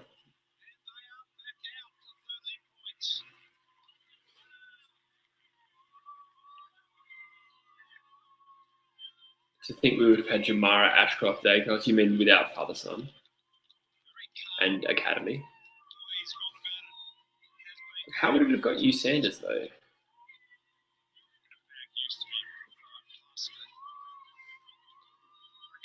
That was a goal to GWS, by the way. I think I'll just wait till halftime to update the score because there's so many goals at the moment. I like opening round Carpair. I like that they've chosen good fixtures. I think the games have been pretty good so far. They've all been interesting games at the very least. They don't always have to be close to be interesting. Like Sydney Melbourne, I thought that was an interesting game. Like we learn who's in a better position this year. Sydney claimed first points. What was that the prelim where JK got crunched, got back up and slotted at the run to 50? I actually don't remember that. Another goal, GWS. A couple of big strikes on half time. There's been about 4 goals in the last 90 seconds. 3 to GWS, I think, and 1 to Collingwood. I like it being less VFL influence. Yeah. No, I think it's given it a different look. I don't really see what the argument against it is, considering we're still going to get a full round 1 next week. I suppose you could say, it's probably better for the opening round teams to get another buy-in, probably. I mean, they get a week less of pre-season, but the buy probably does benefit them more, but doesn't faze me too much.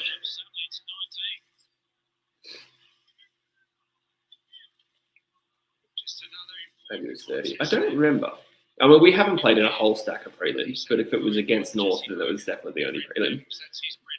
We have played you in another final in 2012. Just a good contest, and they're a great ground level team. Pressure and ability to kick that goal, Daniels. I didn't hear what Gorringe said about opening round. And it has been the Giants who have kicked 3 of the last 4 goals. Giants kicked 3 of the last 4, and yeah, like I said, all been in the last minute or 2 minutes. Well, Collingwood have a sneaky chance here. They're going to need a mark here, and not Taylor, Buckley, too strong. So that's, again, a bit of an absence of a key forward presence here for the Pies, and that is half time. The updated score. Extended with those late goals to a 19-point lead. Brown with 4, Daniels and Hogan a couple of pieces. Single goal scorers. Dacos plenty of the footy. That's Nick. Green 20, Kelly 18, Canelio 17. Look at these crisp graphics. High efficiency. If I can change. That looks better. No, too large. Too large. I like that one. Brand colour. Ooh, I mix the colours here. I kind of like the blue. Sure.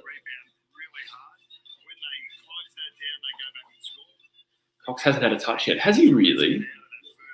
He really hasn't had a touch yet. Nick Dacos, 17 touches. No shock there.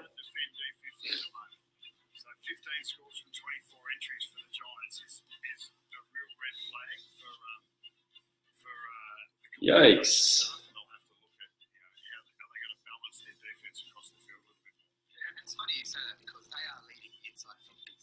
Yikes. Anyone else see that?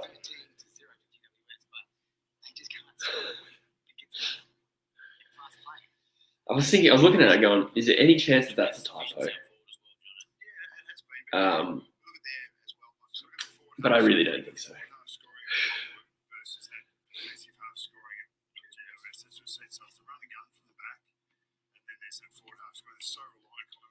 He's back in Wizard Cup. The Wizard Cup was cool, but I think I'd rather see my team get more games.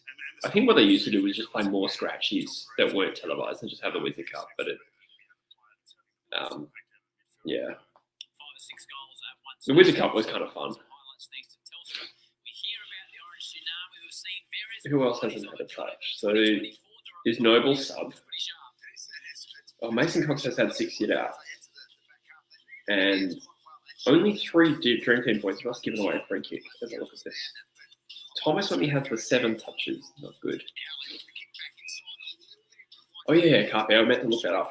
Forgive me. I'm going to go blow my nose real quick because I feel like I'm sniffling on you. I forgot to fix the score there.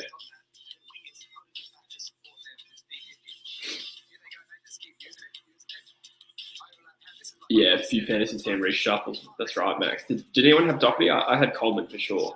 I'll be right back.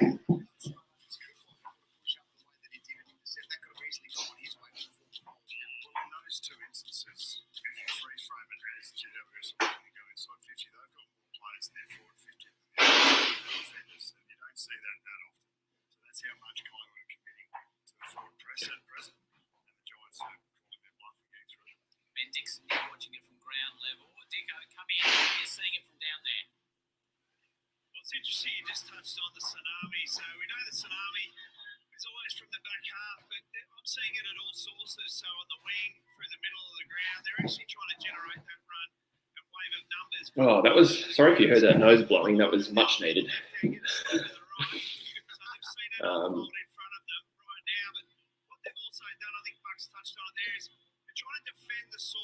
Riccardi anytime goal scorer, Josh. I would have thought that was a good bet. $300. How much you put on and what was the odds? I would have thought that was a pretty safe bet, honestly.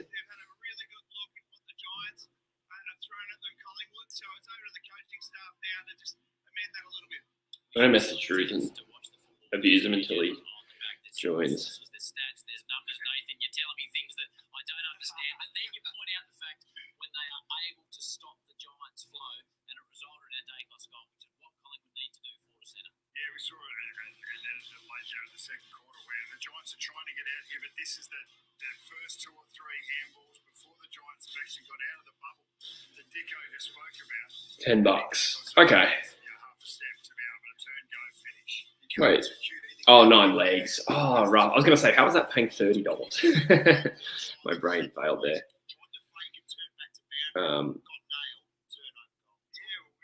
It's the balance of can you handle that at-ball pressure with ball in hand? And for the most part, the Giants have been able to get out of the inside and get to the outside, and then their runners Interesting. have been able to outspread. Someone, one of Harley Reid's family members just commented on my Harley Reid video. Nice.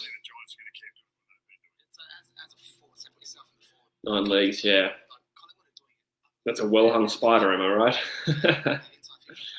Anyone? No? Just me? Cool. It's a gambling number here. Yeah, I wonder if it's what would people think? Just canvassing with you guys in the chat here. Like, if I hypothetically ever had a sports betting sponsor, what would be the reaction here? I feel like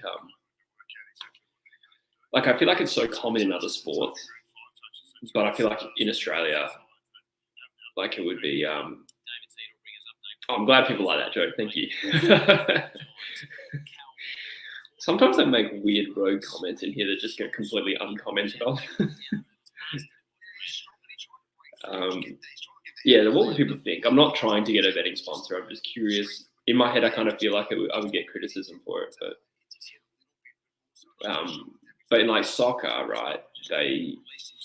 It's common. And True Geordie has betting sponsors, and the culture here is different. Like, you see a lot more gambling ads and stuff, but in Australia it's a bit more of a no-no. And I wonder if, betting companies will stop being able to promote during footy games, so they'll move to YouTube. It'd be interesting. I'm sort of foreseeing how it goes in the future. G'day, Logan Horton, Green, Johnson, and DeGoey. Johnson, eh? Simpson, eh? I thought some Hawks round 1. I'm not too sure what to expect. I don't think I'm going to tip Hawthorn though. It's a tough one. They're both Essendon and Hawthorn are both unknowns for me. Essendon is just so damn unpredictable. Well, Nathan Powell's on screen. It's true. Is Australia really the biggest gambling country in the world? That surprises me. And I say that because, like, here is the first time, here in the UK, it was the first time, like, you walk past and you'll see, like, a pokies. Maybe you see that in Melbourne, I think. I think that's the thing in Melbourne, but in Perth, not a thing. You'll see, like, dedicated shop fronts. They're just for, like, little casinos, like, right next to the fish and chip shop. It's so weird. And you see ads for just general gambling here. You know, you'll see sports betting ads in Australia, but like heaps of lotto ads. I suppose that's also true in Australia, but like other kinds of gambling, like come and, you know, the slots or whatever it's called, pokies. Put your house on the Saints and the flag. That's exactly what we're talking about here.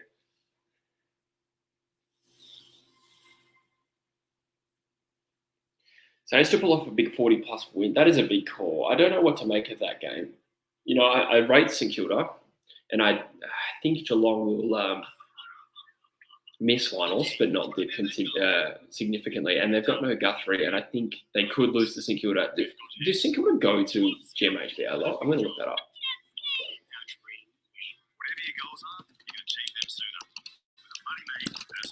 I'm tempted to tip the Cats, to be honest. I'm just nervous about tipping against them at GMHBA.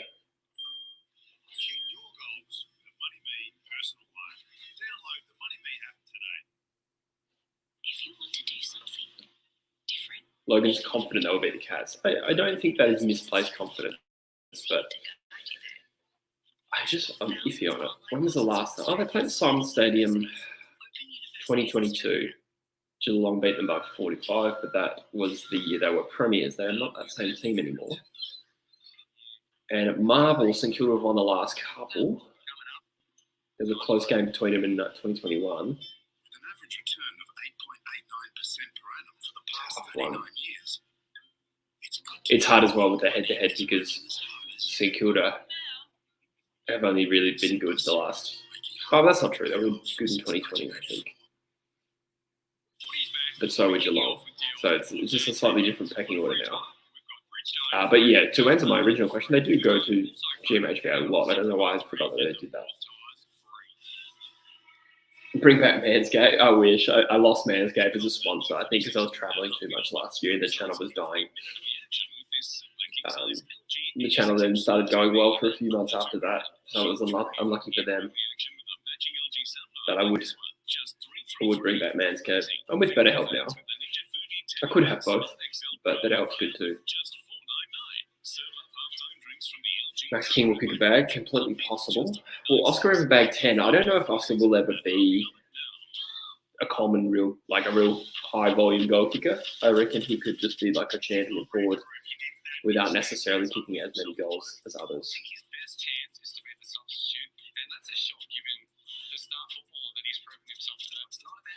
What team of supporters do you think watches you the most? That's a good question. So I have a newsletter now, and this is only a small sample size, but I think I can see how many different fans are in there. And I'm going to assume that the newsletter is comprised more of the core audience. But I wanted to do like a poll on YouTube. Who do you go for? Because I'm not really too sure. But there was a pretty even mix. I don't think there's a whole heap of Carlton. A fair bit of Collingwood, as you'd expect. I think Brisbane make up the smallest portion.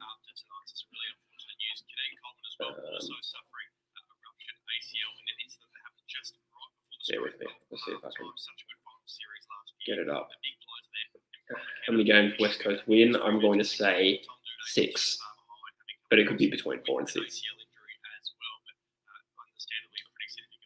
Oscar will be like Darling. I think he'll be better than Darling, I hope, but maybe similar to Darling. Like, I think he'll win more All-Australians, but not necessarily win Coleman's. Wasn't doing a top 10 current play from each day. I like that. Fine, man. I can do that. Who are the best WA players to start? I think we said Sam Taylor earlier. Probably the best WA player. Cripps, Oscar Allen come to mind. I think you have a lot of Freo fans. Yeah. No, I do. I think True Eagles is mostly just Eagles fans, but I do know for a fact a lot of non-Eagles fans jumped on and comments and stuff like that. It's hard to really see the breakdown there, but you'd imagine are mostly Eagles fans. Oh, thanks, He. I appreciate you. You're watching the videos. Carlton got really lucky with the arms last night. Don't really remember. I think when you live stream, sometimes you do miss details like that.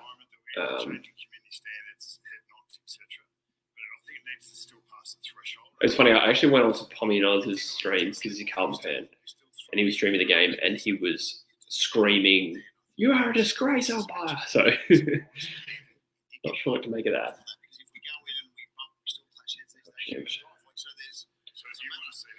Am I doing a True Eagle pod? At the moment, I don't think I have capacity to do a podcast as well. Because a bit goes into setting up a podcast, and then I'm also like not sure if I can sustain it. But I'll certainly do an Eagles video review every week. Whether I do a preview, I'm not sure.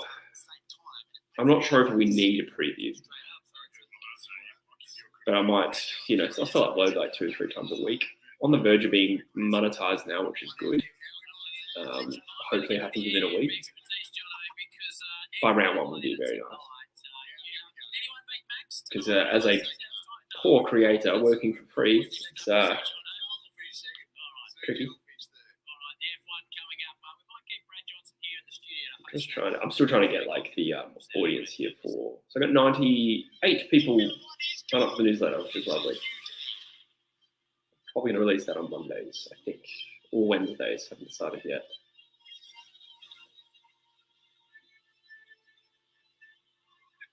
Not a Brizzy fan with the amount of holding the balls not paid. Interesting. I didn't really notice it to that extent.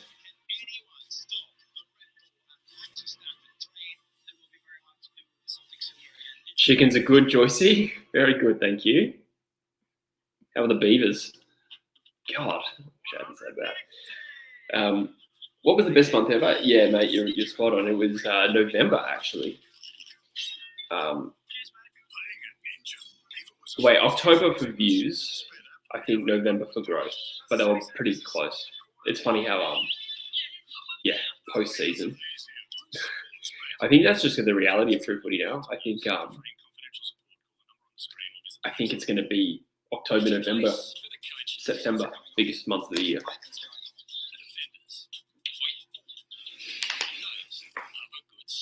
Sorry to hear that, George. I do use MailChimp, yeah. So I've just opened up my newsletter. I can see, I put a poll in there who you go for. And 1, 2, 3, 4, 5, 6, 7, 8, 9, 10 out of 98 people go for Adelaide. So straight off the bat, small sample size. 10 out of 98 is disproportionate for Adelaide. 3 Brisbane. Oh no, there's a bunch of Carlton. Like 8 Carlton.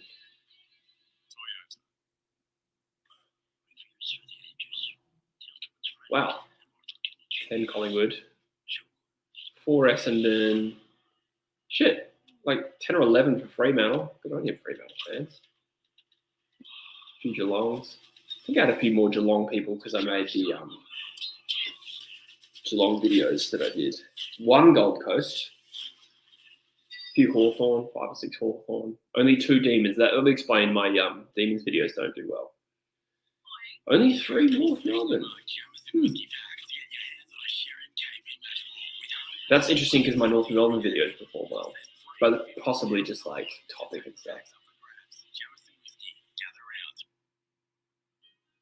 1 for Eagles, reading car pairs, Essendon, Hawks, Eagles, North. I had Hawks, Tigers, Eagles, North. Got 5 Port Adelaide, just the 3 Richmond, 1 St Kilda. Oh, it's Cardman actually. But this is just the newsletter, so it's not really indicative. But it does kind of suggest core audience. Oh yeah, West Coast is the biggest, that's for sure. And a few Doggies fans as well, 7 or 8. Awesome. So I'd say West Coast is probably the biggest component. Just got home. Toby Green injured or just locked down? I think just locked down, to be honest. Next time join the A-team, hey Julio. Worried about cheap insurance? Oh yeah, certainly haven't noticed him being injured. Thanks, AJ. The thing with that is, I think that it would be a lot more competitive. So I don't know if I generally would be getting the same amount of views, to be honest. Or probably the same amount of views, but so maybe it would just be the same. Who knows? But it is competitive. But I appreciate the support.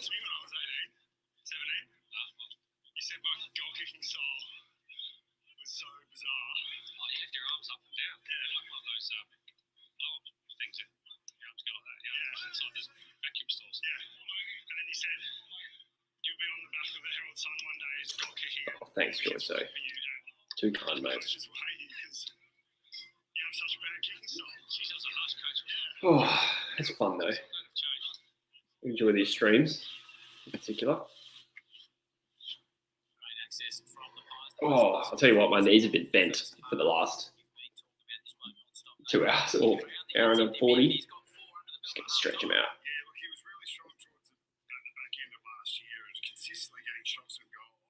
Oh, thanks, mate. I appreciate that. Why is it tragic? What do you mean? Like, there's not many good content creators out there?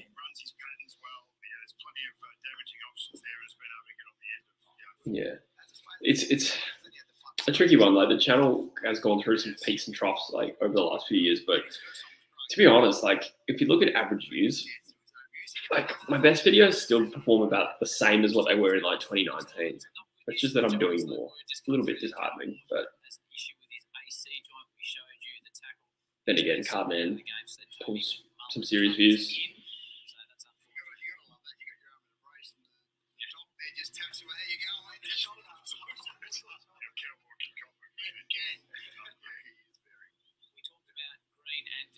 I did start making some cricket content this summer, but the thing is, with YouTube's algorithm, if you start making content about a new topic on the same channel, it is exactly like starting from scratch. And I was getting like 200 views. So tough. Also, I did a video that I was actually really happy with. And it had some highlights of the BBL, and then YouTube blocked it in India. I was like, oh, that was kind of the whole point. There's way more interest from India in the BBL than in Australia. So I was trying to at least like appeal to new people. Then again, that being said, like, what would be the point of me getting Indian subscribers? Because they would just get through the cricket season and then be like, oh, this is a football channel. No thanks. I'm sure that's already happened. I definitely had a few like Indian people in the live stream, which was great. But yeah, I don't blame them for being like, oh, hang on. Ooh, Dacos straight out the centre. You feel like Collingwood really don't want to concede the first one as we start the second half.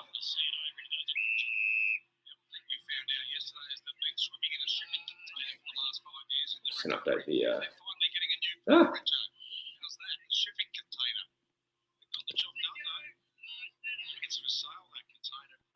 It's no longer half time.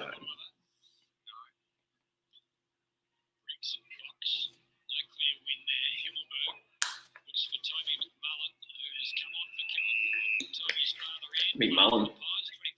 With a McMullet.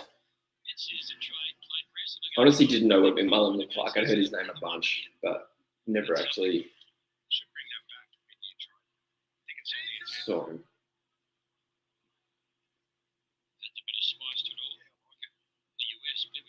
You're 100% right, Joyce. I couldn't have committed to any other sport. I'm not passionate about those things. In a parallel universe, there was probably a chance I could have done this for cricket, but I lost interest in cricket from about 15 to now. That's actually a long time, isn't it? No, but there was once upon a time I was more into cricket than I was footy. Yeah, there's probably more money in that, but YOLO. Perfect, Joycey. No worries, mate. Enjoy. Sophie is his sister. I'm kidding. What if we heard that? It is a McMullet.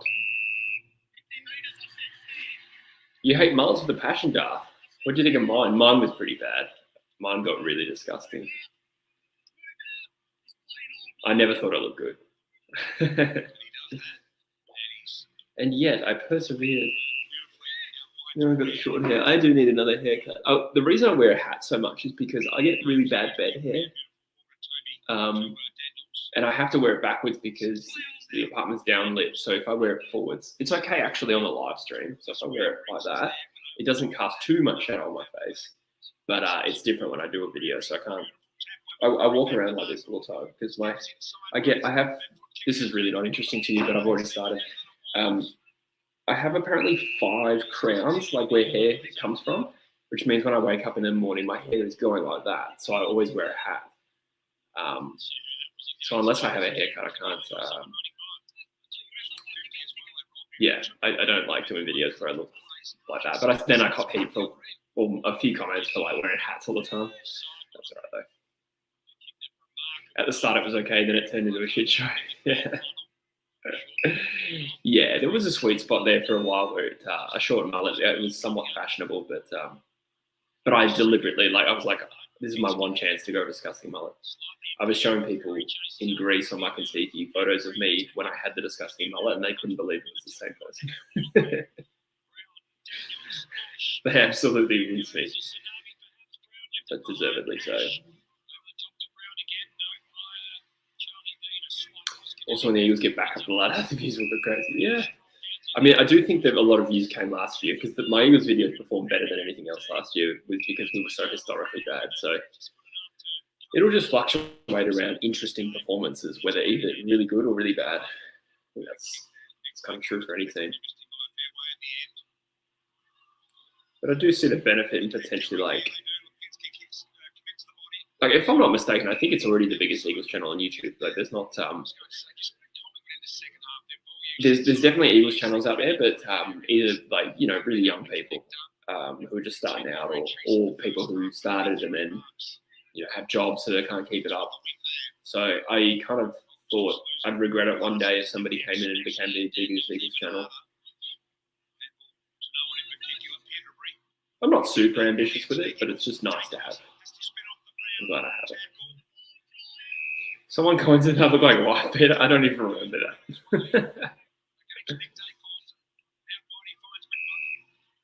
I don't remember that. You know what though? I do think I found the old video. I think it was on Drew's channel. I had a hat backwards on, and my mullet was down to here. And I was kind of into the gyms, and I was wearing a singlet, so I looked okay from there down, but it's awful up there. And I look like Kmart Alex Hormozy, like a really much worse looking version. It was so filthy, eh? So I'm not surprised. And I was growing the beard. I actually think the beard made it look even worse because the beard was so patchy and didn't match up that it amplified what was already a very questionable mullet. I do need another haircut, but I'm poor. So I just space them out. I can still get haircuts. I'm just not going to do it like every 4 weeks like I used to. My check. Oh, on the full. That beard was shocking. It was bad, hey. I just didn't care. I was like, I'm just become a bit of all green for a little while there. First gen of AFL YouTubers. Yeah, I suppose. Yeah. I feel like we're pretty much definitely into second gen now. But a lot of them are, on TikTok.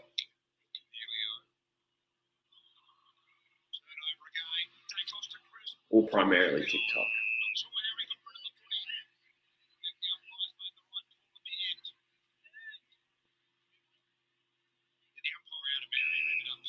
tipping from here, guys? I definitely still think Collingwood could come back and win this, considering they've actually had an extra scoring shot. We know what they're like in close games. Hey, Mason Doctor's hands on the footy.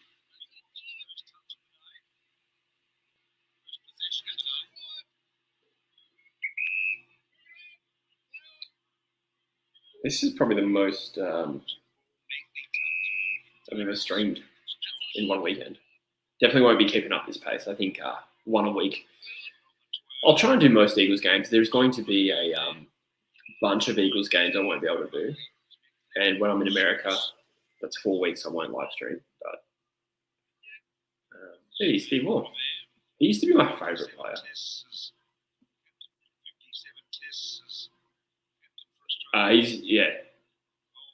He's quite into the Giants, I think. I can't remember if he's like on the board or anything like that.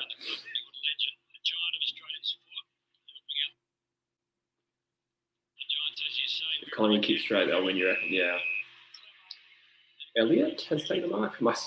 I don't know if it's because I'm overseas, but KO is just really glitchy. I mean, it just blurs or goes completely green. And thankfully, it doesn't like lag. That would be worse. But GWS defense won't let Collingwood get a run of goals. Yeah, maybe. I mean, if the ball's coming in that fast, as that Dacos kick that hit Elliott on the chest, that will be hard to defend. So it comes down to the midfield too. Although Elliott has missed.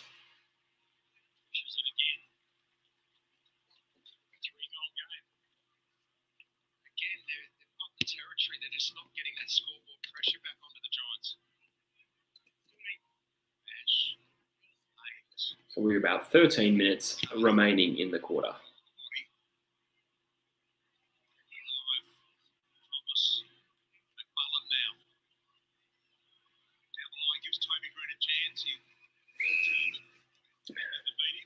GWS have looked pretty good, and every time Collingwood have had a run on, they've responded, even when like against the play, which is a good sign. Slightly ahead in contested possessions. Our defense isn't that good apart from Moore and running Dacos through the middle. Reynolds had no impact. I think the defense generally is good, but I take your point, yeah.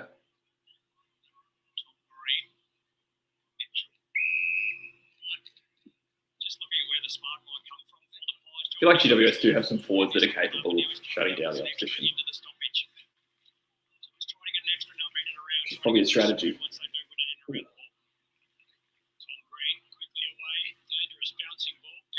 Pendlebury.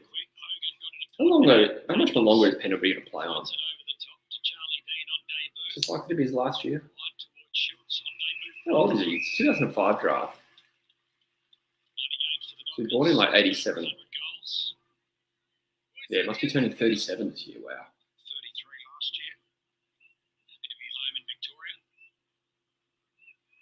Jake Riccardi is on -2 Dream Team points. Fantasy points, sorry. What the hell? Oh, Hogan. On his own, basically. Bob's up. Toby Green, 5 possessions. Weird game for fantasy. He's only halfway through the third, though. Daniels has had a good game.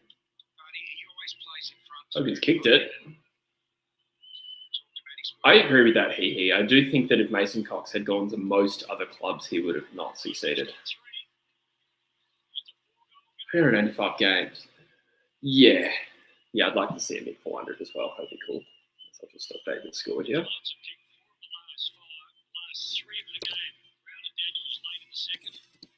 The Magpies really didn't want to concede that first. So I'm going to get one tip right if this game continues the way it's going.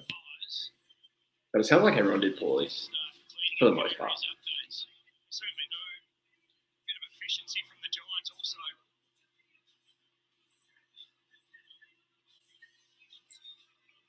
Yeah, Hogan might have kicked 9, I reckon. I'm not sure if he hit 10. I think he kicked 9 against GWS. Yeah, he finished the year really well, but Essendon in particular was not good. Well, in the last 7 weeks, in particular that game. So their forwards have clicked, Brown, 4 goals, Hogan, 3 goals. Neither of them have kicked behind. Daniels has got a couple. Cadman's got one.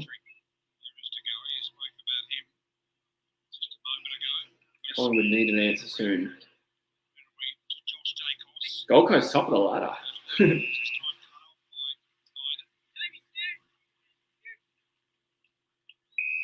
Amber's in the chat. Starts games next month, and I'm so excited. Nice. How's your pre-season going? Good luck for the season, Amber.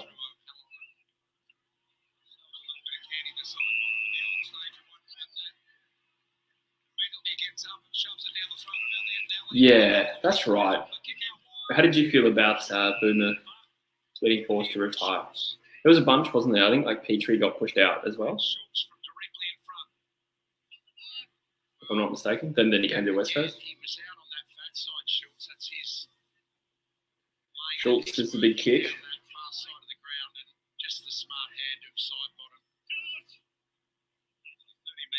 Hasn't kicked a goal yet for his new club.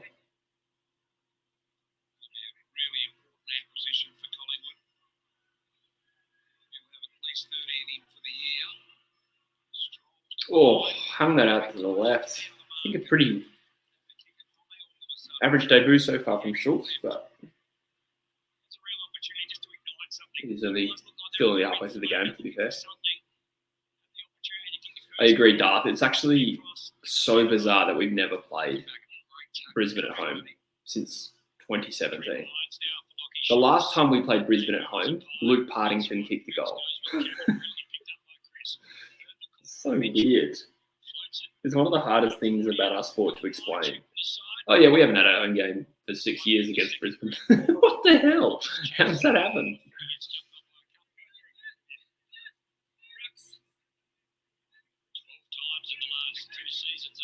Yeah, Collingwood's ability to hit the scoreboard, score efficiently, has let them down. This game should at least be closer. But they do have an extra scoring shot. Pendlebury. Oh, how good was that kick? It was a really good defensive effort, but that kick was perfect. Oh, out of bounds on the wing.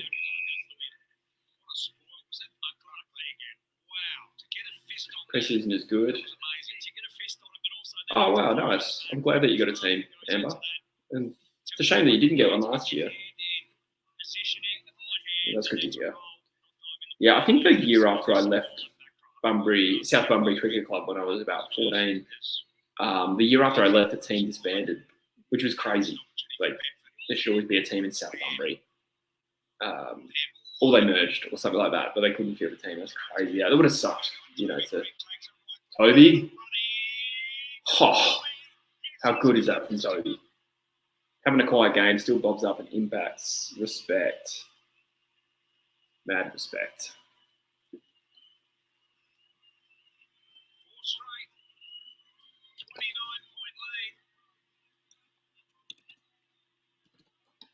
That hurts Collingwood for sure.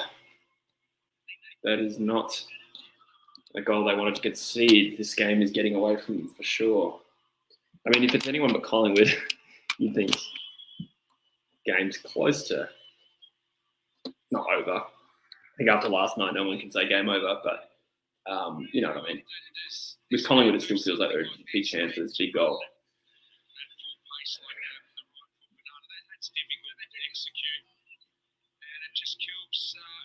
Getting rid of Del Santo. I agree here. I think that's been a common thread for like North over the years. It's just like getting rid of heaps of experience at once, having big clean outs, and I don't know if that served them overly well. I think clean outs are fine, but they've been pretty aggressive clean outs. I want to say there's been 3. There was that 2016 one, there was that 2019 one. And, I'd say this year as well, although Zeeble and Cunnington retired, there's not much you can do about that. And they did recruit some mature players, so. But nonetheless, the game's experience lost at North has been big again. Oh, Hogan. Free kick paid.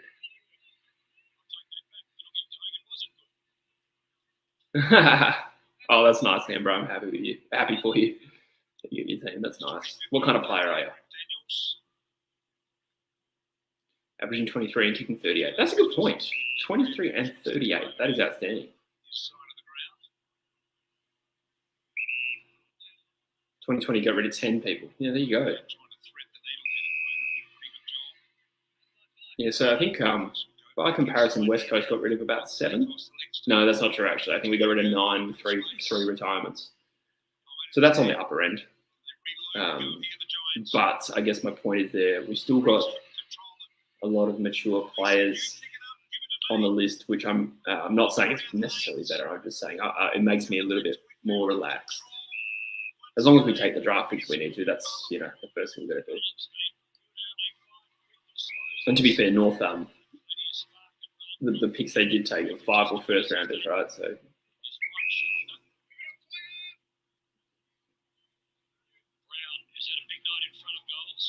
Ginnivan would have kicked that goal. Yeah, I mean, Ginnivan's probably the more likely to kick more goals. That's my analysis. But you're right, Shaw's probably a bit more of a well-rounded. I would rather have Shaws on my team, to be honest, but I get your point. See, Bedford's done some good things in this game. I know he's rated by Giants fans for sure. Oof. But I've just noticed him being impactful, even in situations where he won't get a stat for it. He's been good. That's true. Zeeble, Cunnington, and Goldie. Yeah, you're right.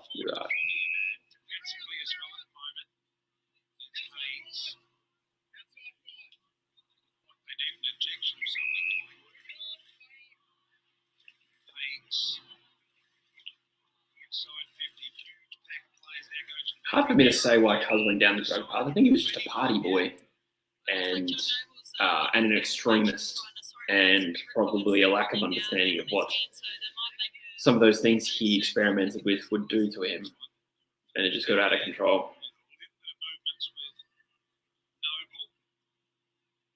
That's funny, Amber. Wanted Yo for the Eagles, yeah. I presume you mean like as a trade this year? Yeah. At the moment, we're just hoping he can play more than half a season. But yeah, good play. I think hopefully he can have a big impact for us this year and just making us more competitive. Kelly, dangerous spot here. Cadman. Oh, goal. Kicked a couple of goals there.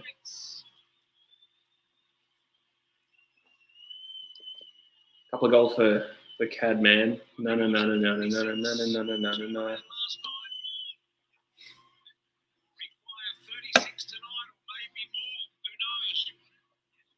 Yeah, I'm sure Brian was, somewhat stern on him. I have no idea what impact. I did read his book, and I probably could have answered this better, but I reckon I read his book like a decade ago, more than a decade ago. I reckon I was 16 when I read that book. 17.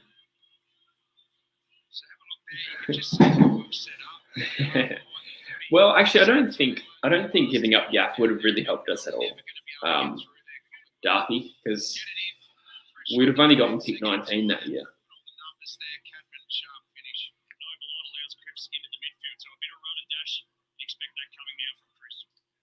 I don't know if Cadman would be a super reliable fantasy or super coach player, to be honest. Kick 2 today, he's been good, but I can't see him being high volume in any stat.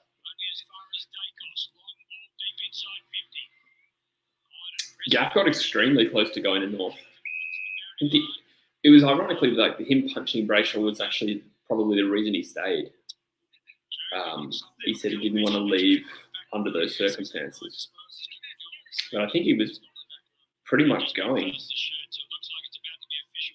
I do respect him for staying.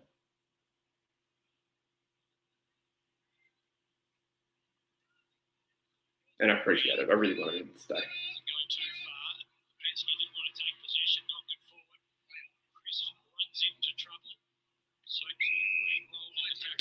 Why do you say Gaff should have gone to North, Carter?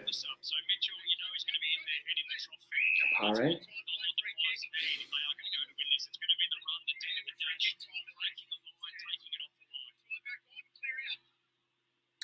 36 points. Dacos. How far out is he? I kind of looked away.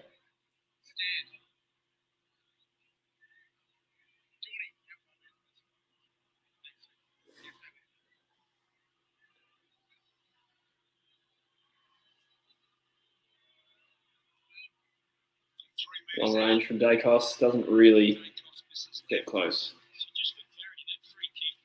Dusty Gaff and Kelly wouldn't have done anything for us. I forgot about Josh Kelly nearly gone and all.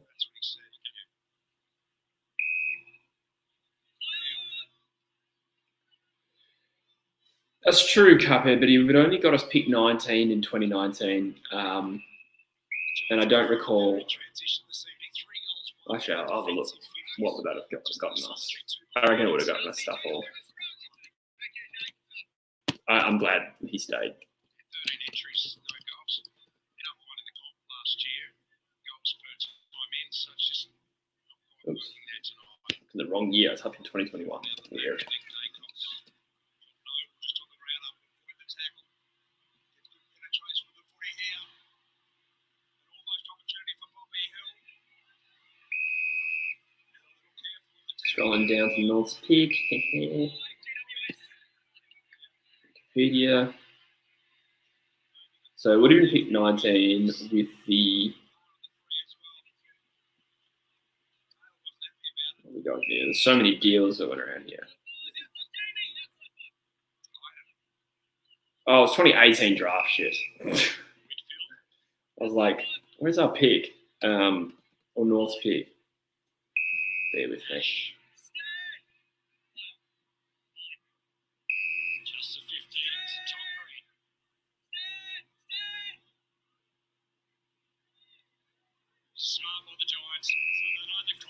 I can't even find North Melbourne's pick.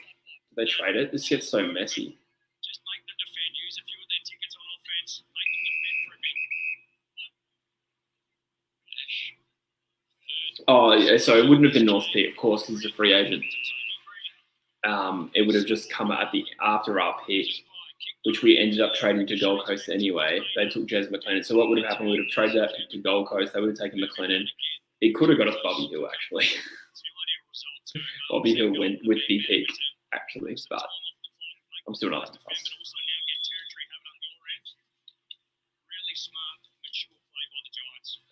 Will Walker 2017 draft. Okay, I'll give me 1 second. We'll do it. Just get back to the chat.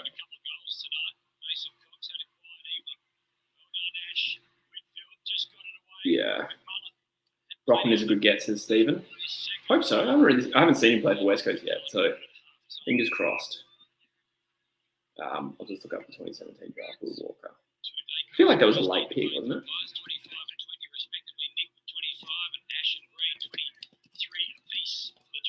Oh yeah, no. Shit. Holy shit. I can already see the answer. Okay, so North took Will Walker, pick 23. The following picks were Tim Kelly, Noah Bolter, Liam Ryan, Brent Daniels, and Sam Taylor. And then after that, you got Spargo, DeConey, Fritsch, Tom McCartan, a couple of picks after that, Harrison Petty, Nathan Murphy.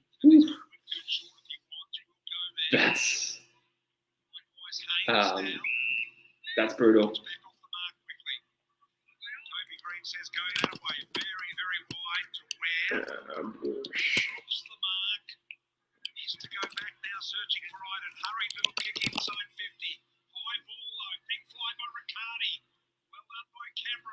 So this is in GWS's forward line. You think the next goal is basically toast. Oh, it is Collingwood though.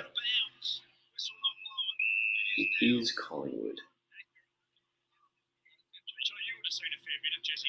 That is one of the worst draft picks I've seen, actually.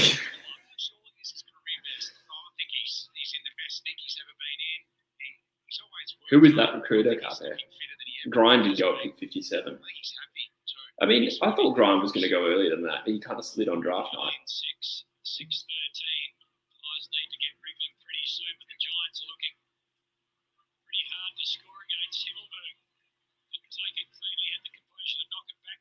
Two minutes 20 remaining.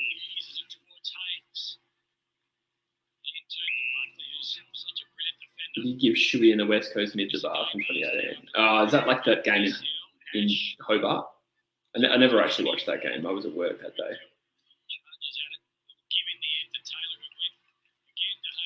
So it didn't happen. Now to Himmelberg. Beautiful pick up and kick by Haynes. Taylor ugly like a brick wall.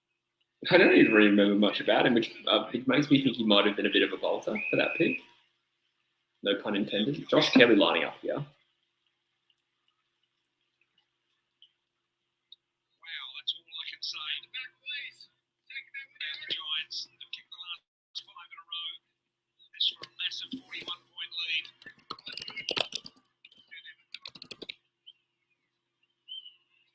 Kelly to launch. Right on 50. Kelly. Oh, looks good off the boot. Oh, touch. No. No. Wow, this is getting one-sided. It doesn't feel like they're 40 points better on the night, but it does. They've certainly been more decisive. 4 in a row. 6 on the bounce, BT. 9 of the last 11. Let's say 6 in a row. Shit.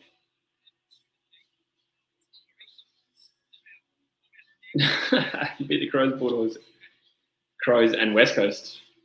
Oh, you wrote Crows twice. I presume one of them is meant to be West Coast. Yeah, right. North were hard to beat in Tassie back then. We had a bad day as well, but North were good. Oh yeah, still 1 quarter to go. It's pretty high scoring. Well, from GWS anyway. Yeah, I agree with that. I reckon they'll trim the margin. Probably 3 goals in difference. I actually forgetting, with GWS leading for much of that prelim, do they get out to a bit of a lead, like a couple goals? Carpets hit Giants by 3. Yeah, fair. Good tip. I tipped Collingwood by 1 point. Pinsky inside 50 over the head of Schultz.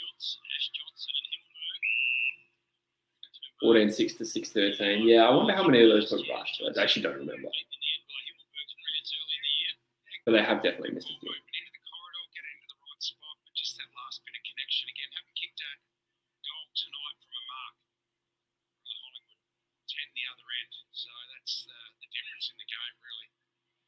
Chuck a like on the stream if you don't mind, guys. I appreciate you being here. It's been good fun.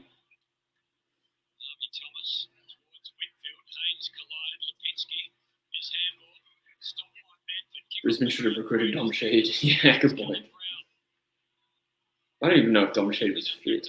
Like, he's been injured so much. / bad. No backsies. Got to keep him.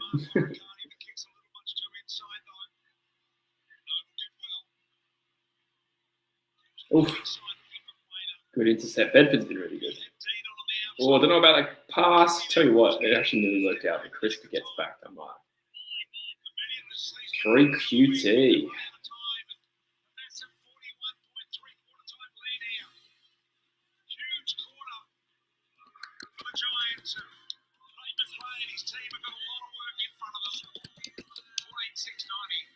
Just updating the score for you.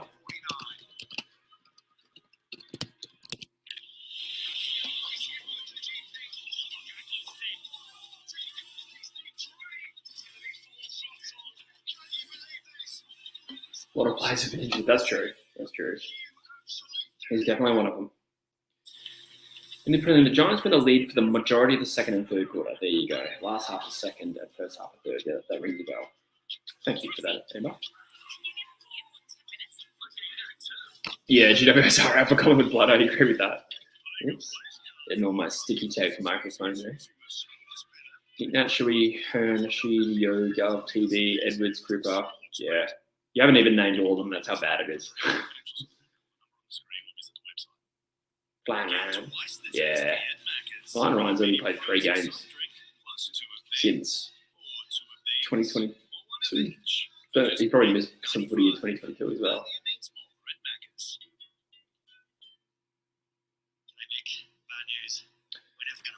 Collingwood can't handle leaving Victoria. How were they on the road last year? I feel like they,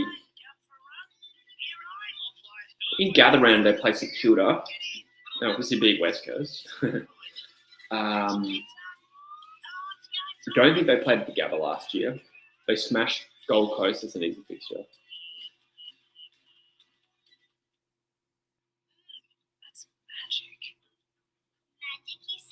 That's magic.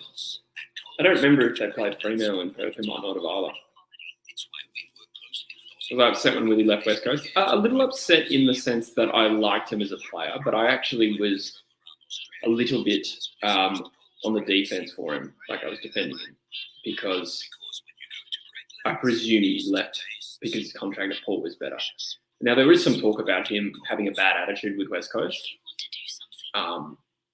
Like the relationship definitely wasn't good by the end of it, and I have absolutely no idea what to make of that. It could be him being a bit sulky, and that would be lame because West Coast did put up with a lot of him. Like he did some dumb shit, obviously, not just the ban, but some things after. So it sounds like he cracked the shit, so that would be lame. But at the same time, if it was because of money, I support his decision to do that because this is his one chance to get a big contract. Or was. Rogue Ride's not having a good time. Sorry, Rogie. Sorry to hear that, mate. Yeah, bad kicking is bad football. Hasn't been great. I've actually have a look at other stats of the game. Oh, there you go. Giants kick 5. Pie kick 5 goals, 1 in the prelim. There you go. Did you look that up, Amber? Or do you remember that? I'm presuming you looked that up. That's crazy.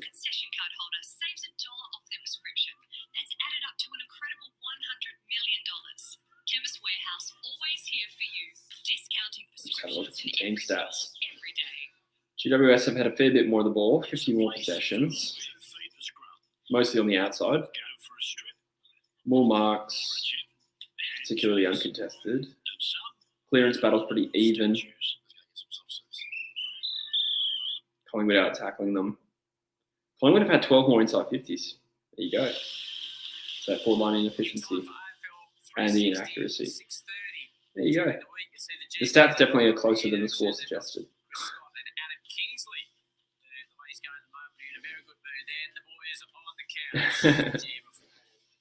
It's only round 0.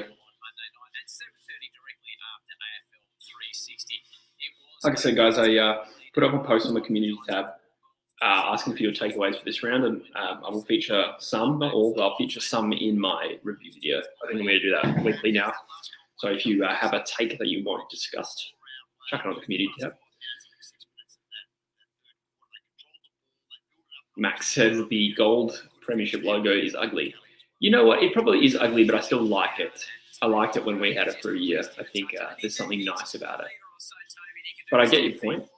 Maybe it's not that aesthetic. I don't know what other colour you'd go with, though. Oh, getting a little cold here in England. A little Chilean. A bit Alexis Sanchez over here.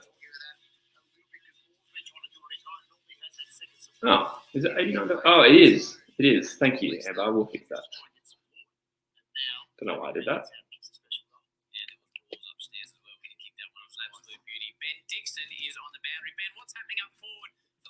Wait. The score's changed. Because they were definitely 14-6 before. I swear that's changed. I'm sure they weren't always 14-5, unless I'm going crazy. So I'm thinking maybe Fox Footy had it wrong for a second. Weird.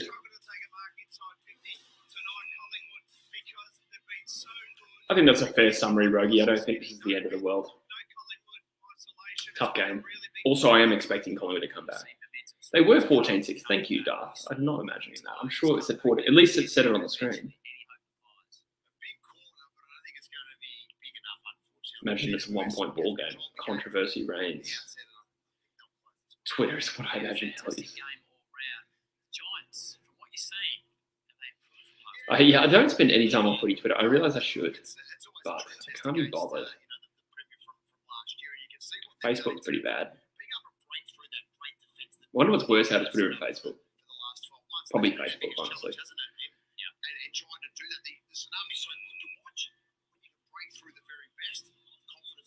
Adelaide Oval Merchants. That's true. That's true. They've got a few wins. That's not too bad.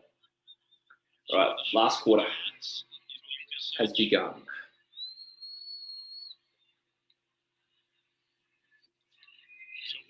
The last term, Briggs flew high. Cameron, the clean tap away. GWS clearance. Floats it over the top, almost found with They will want to stop Collingwood getting an early one because the door's always open at the pies.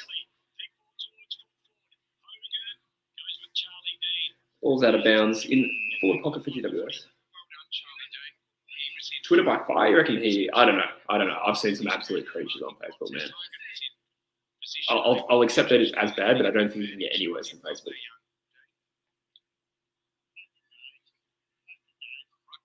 What's your Guernsey number, Amber? I would like 3 or 13, I think.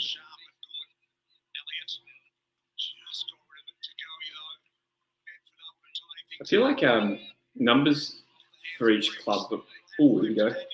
Oh, just overcooked it a little bit for Brown. Like there's certain players that I think, or certain numbers, at least at my club, where I think that number is a key position number, and that number is for a small player. So that was 7 for us. It was like Fletcher, Langdon, and Maston, and now it's Jinby. It's weird, but I realise Jinby has it because 5 has it, and he's a big number 7. I think 5 and 9 should be midfielders.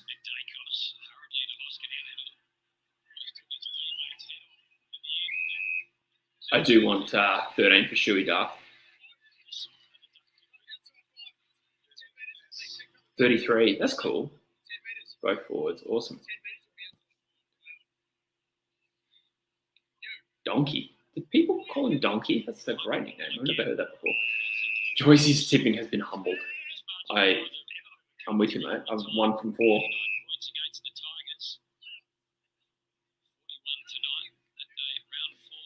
I'm glad Gold Coast won today. Otherwise, I'd have to. I don't know what the answer to that is. But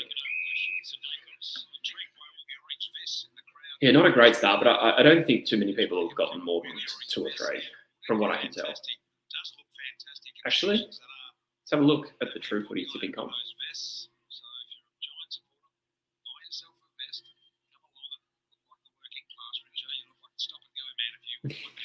Look at the crowd wearing orange high beers.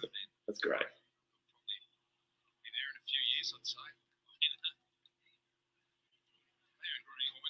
Oh.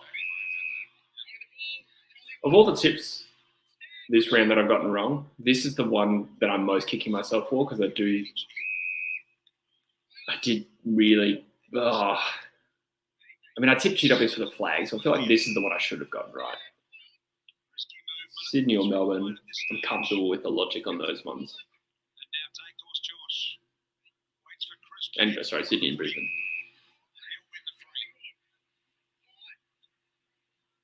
All right, Amber. Are you in Queensland?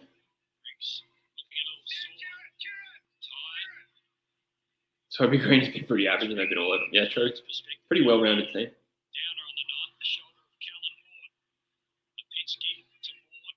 There you go, blind man up with the stats.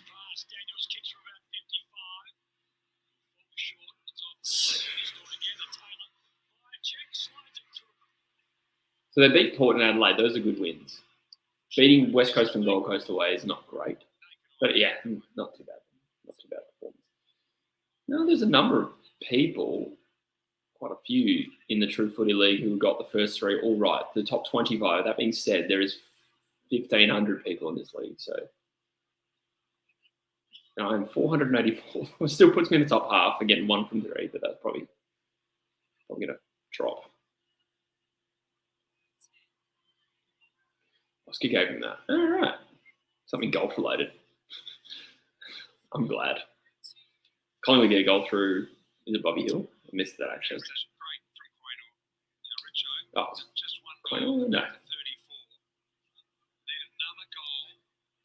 Oh, far out, KO. Just like lagged at the exact moment he got the ball. Missed it. True Footy members only. No one had 3. It was 1s and 2s. Oh, and a random and a 0 as well.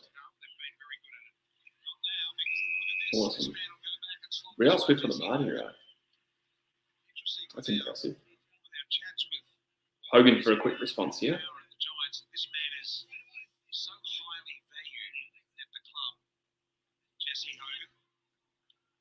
Yeah, nice one. When you study at uni. Yeah, that's true, Joycey. They've got a pretty well-rounded team now.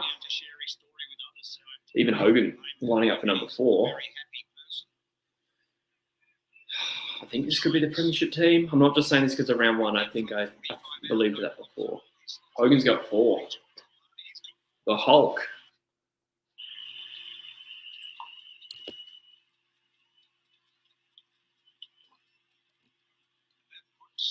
Back to 40 points. This game is pretty much in the books.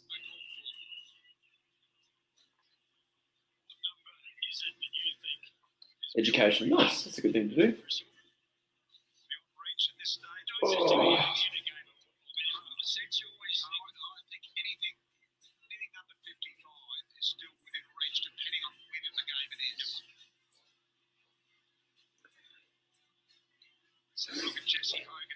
Yeah, I'm trying to think when the last time I correctly tipped the Premier was. I reckon it could have been 2019. Tipped Richmond after the Eagles won. I think I tipped Richmond to either beat West Coast or Collingwood in the grand final. I probably tipped West Coast in that to make the grand final and lose in 2019. I'm pretty sure. I remember the video. Unless that was for 2020.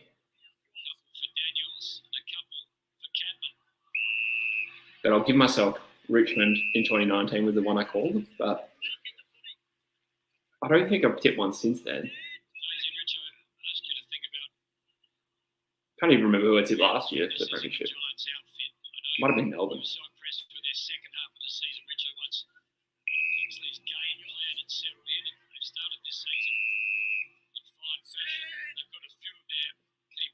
Hogan should have been much more. Well, you know what? It's not.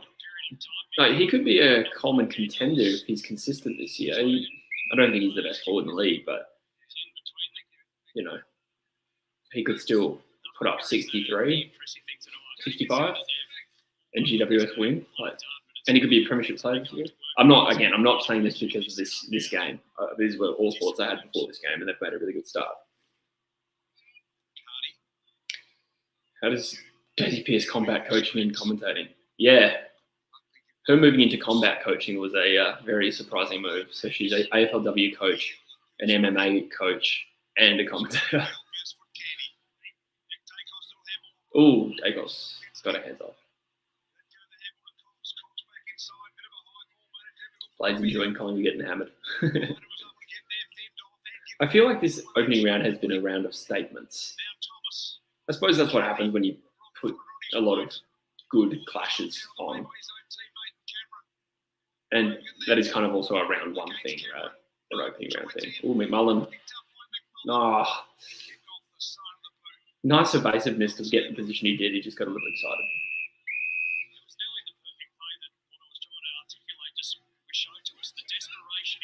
Yeah, I do take your point for sure, Hogan. But I guess I just mean he could still, walk away at the end of his career with some accolades and make up for a little bit.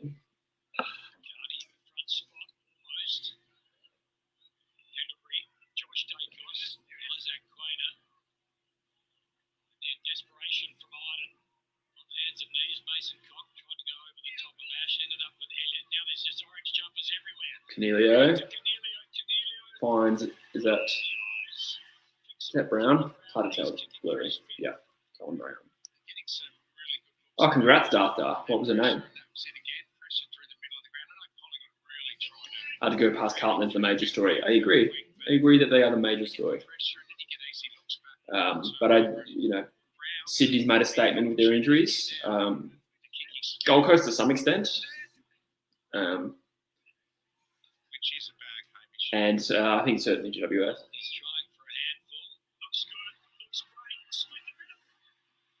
Nice. Great. Is that 5? That's 5. Callum Brown.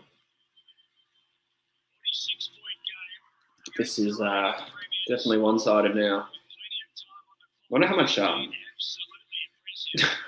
narrative there's going to be about Collingwood's hangover from one game. I don't think it's too big a deal. Probably be more concerned if I was Brisbane, to be completely honest.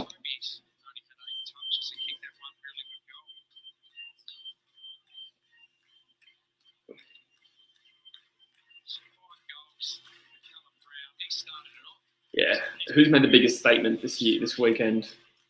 Carlton. And I'd say who's the most concerned this weekend? I was going to say Brisbane, but Richmond's probably also a shout for that. But I kind of want to watch a bit of that game before I make that claim. I didn't realise he did his meniscus as well, Amber. That's crazy.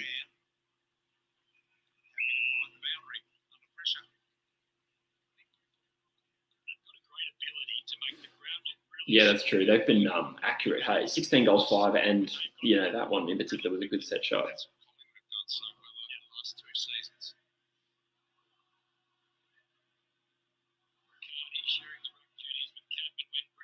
Oof.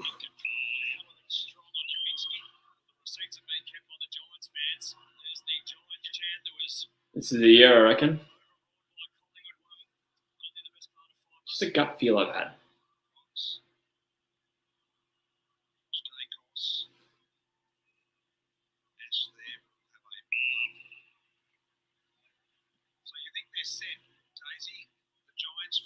I can't bear. I know we're going with that.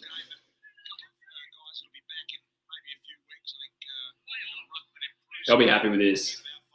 I'm sure they really set their sights on this game to an even greater extent than anything does for round one, just because of the prelim and how much it hurt.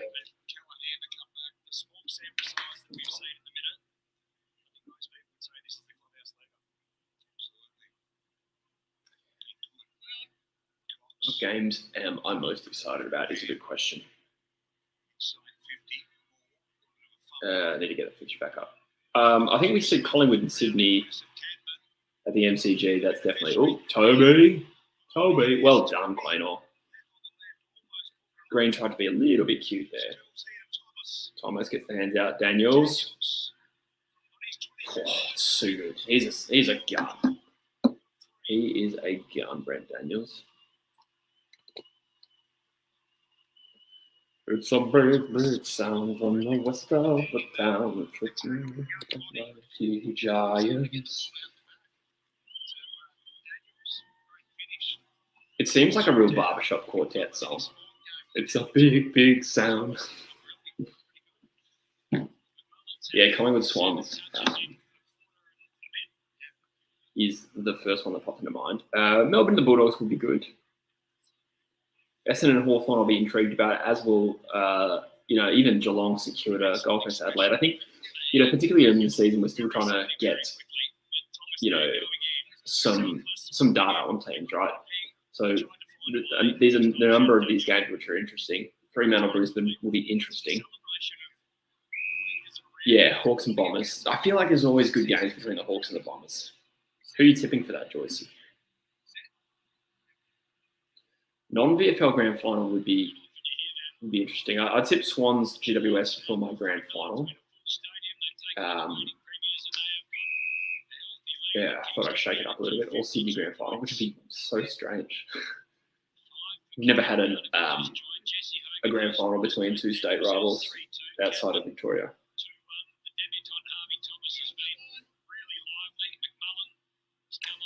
Interesting. There's been a lot of ACLs, I suppose, out of Brisbane. I don't really know what you do to prepare that will minimise ACL risk. Good goal. McCreary. Bob was fed. Yeah, I would be tipping the El Bombers. That looks potentially touched.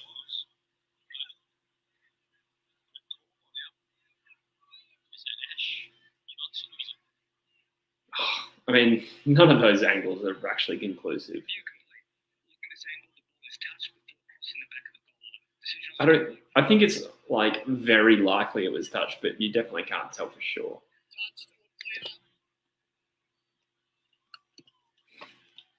I remember, I think it's gotten better lately, but I remember the days where every single bloody thing went to score review and it would just be like blurred vision, like 360 pixels, and it would just be like score review complete, inconclusive, goal by decision. Every time, and you just lose 10 minutes a game for that bullshit.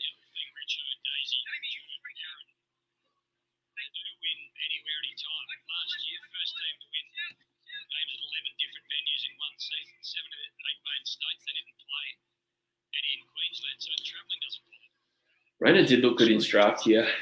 He's had nice flashes, I think, as a midfielder this pre-season, and a little bit in round one, but not much. Like I just saw him win a few clearances, and then I don't think he did much after that. Their record's been so good for 2 years now under Craig McRae. 7 goals, 15. I mean, in fairness, like I think what's happening now with Collingwood scoring is that, you know, that touch one was kind of just because the kick wasn't quite long enough. I suppose you could just probably categorise it the same, but that one was just an absolute random snap that was never going in. It's like the Eagles kicking 5-16 against Fremantle, but you know, some of those were just trick shots.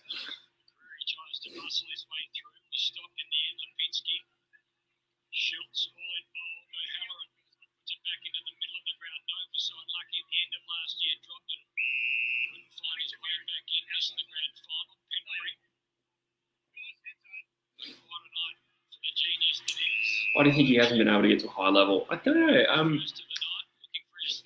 You know, I'd love to say I'd watch him super closely. I think it's just probably maybe tank for one thing, and ACL at that point of his career probably was a massive step back. So a tank to just really run on ball for long periods and, you know, find the ball consistently. That's kind of the only thing he lacks, because I think he is pretty good with the ball in hand. I think he takes strong marks. I think he does good things. He's still got the talent. It's just about production. Logan, what a legend. Thank you so much. That is not the first donation I've received from you. Absolute legend, mate. Thank you. Really appreciate the support. Shout out, Logan. Gee whiz. Might get the premium lamb chops for dinner. Nah, thanks, mate. You're an absolute star. Cheers.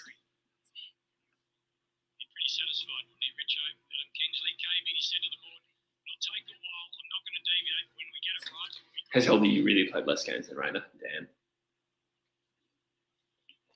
Pretty happy coach there, Adam Kingsley. All facets of their game tonight been pretty good, and that's their.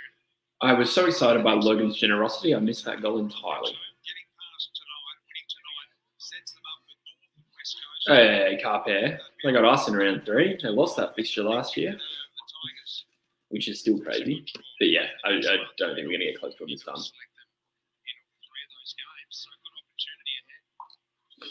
A good result for us would be losing that game by 4 goals. Really good result.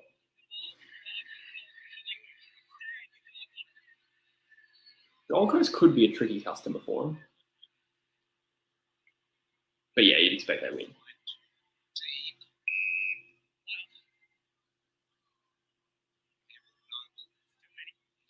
We did beat them last year. I think they've changed dramatically as a team since then. I can't imagine us beating this time. Even if we are as good as we were in that game, we'll still fall short, I'd imagine. But I would take a 4-goal loss to this team. Is that right, he? Was that before North took him, or you liked him pre-draft? Yeah, I remember that draft being an interesting one. Like, it felt like Rayner was the clear number 1. And then there was just a pretty even batch of Dow, LDU, Sherrod, Brayshaw, and Stevenson. Like, there wasn't so much consensus on that ranking, and I remember Brayshaw going pick 2 was a bit of a surprise. You don't see much anymore. You don't see too many pick 2 surprises. Pre-draft, yeah, right. I feel like I liked LDU, but like I said, it was pretty even. I think, you know, we probably talked about it from a Fremantle perspective, and I probably was thinking, I don't know if LDU is a safe bet to stay compared to like Brayshaw. Ironically, they went Cherokee left anyway, but I do think I liked LDU.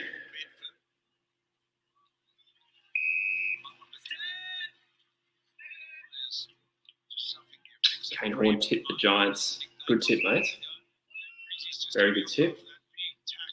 I was very 50-50 on this game, and I went the wrong way. I thought we'd see a thriller.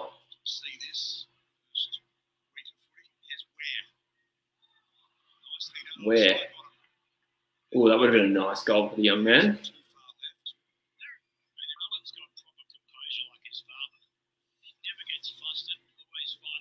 Yeah. It was pretty tight between those mids. I think this draft is kind of like similar to 2017 in the way that there's like 5 relatively evenly rated mids and maybe one clear number 1 at the moment, but like by an absolute bees, you know what. I'd say it's O'Sullivan and Jagger are the 2, but you know, Levi and Draper and Smilly at the moment. But you know, that could change. This time last year, Ashton Moyle was the clear pick 2 behind Harley Reid.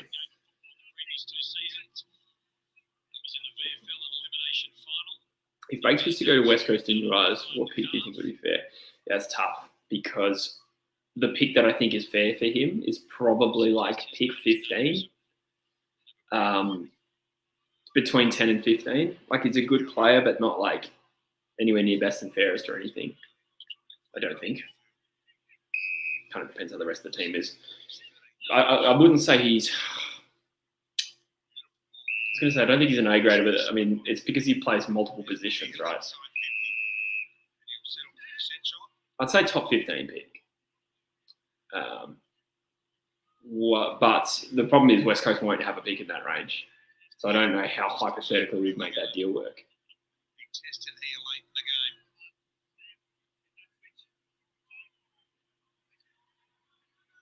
Yeah, that's right, Joycey. I remember you were cheering when you picked Brayshaw. It was a little bit of a surprise, not a shock, but I think I remember thinking Chera was possibly 2, Brayshaw 5. I don't know if Brayshaw would have slipped to 5 in hindsight, but you never know. You never know. Bobby Hill gets a goal, cuts the margin to 39.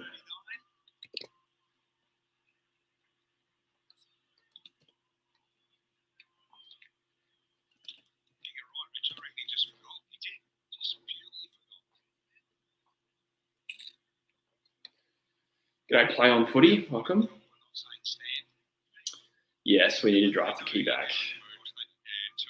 Just at least draft one. So I'm confused.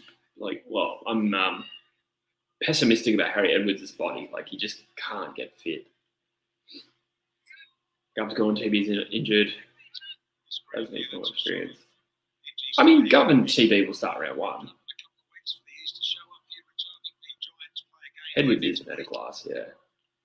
I agree on Edwards. I just think we need someone for when Gov retires end of next year. On talent, like Bazzo and Edwards, they're fine. Sometimes these key backs, you don't necessarily think, or you don't necessarily know how good they're going to be. So I'm not panicking that they haven't set the world on fire. I'm quietly confident they're okay. Edwards' body just makes me think, are you ever going to be fit, man? And either way, you want minimum 4 on the list. So I would draft one now and then maybe draft another one in the following year. Or maybe draft 2, 1 high, 1 late. Or 1 in the second round. Or you go 1 draft pick in the first 2 rounds and then pick up a mature rager. Unless, Jamison surprises us. Thanks, Play on Footy. I appreciate that, mate. Thank you for getting around it.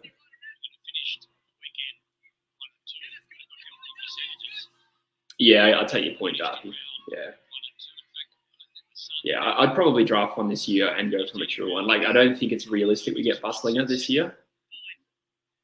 But obviously, I would be very happy if that happened. I think Buslinger will sign on.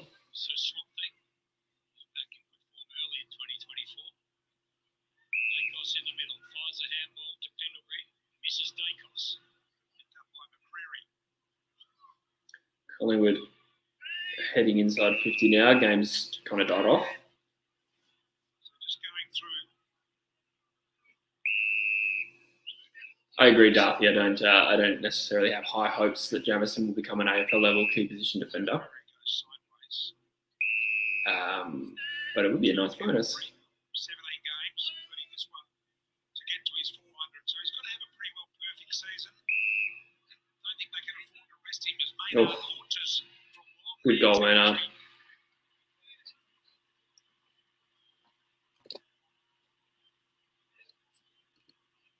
Back to 33 points, a little bit more respectable. Surprised keep the last three of the game. Thanks, Sasquatch Freo. Cheers, Joycey. Take care, mate. Have a good one. Thanks for your hard work for True Footy this weekend. Joycey did 7 hours on the channel this week. 2 3-hour live streams and an hour-long podcast.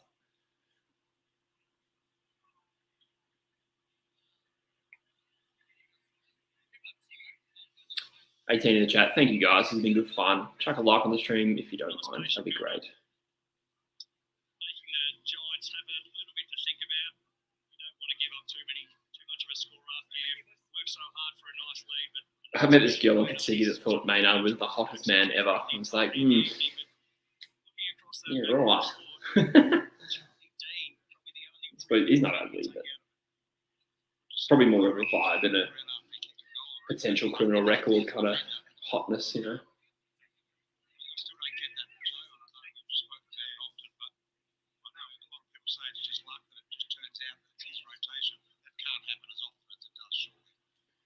Just think you're up and about after a goal. You have to stay out there and kick another one. I mean, Maynard's a defender. It's different. Hogan.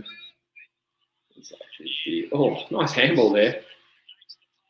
Daniels back to 39, as Amber says.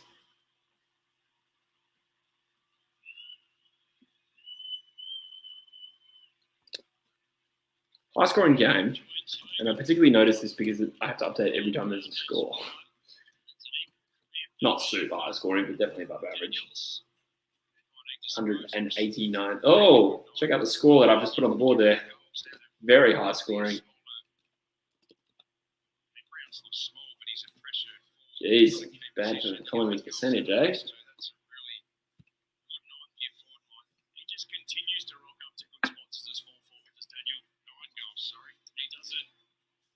Yeah, I agree, Darcy.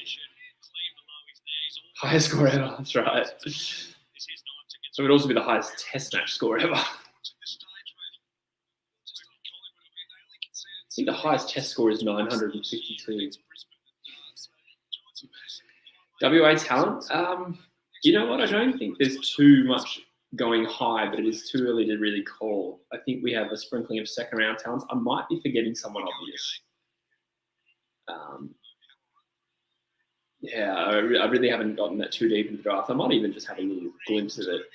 Here we go. Hogan. Oh, brave. What the hell was that? I mean, I think he was just trying to crash the other bloke over and keep his own feet, and it didn't work. Admire the physicality, though.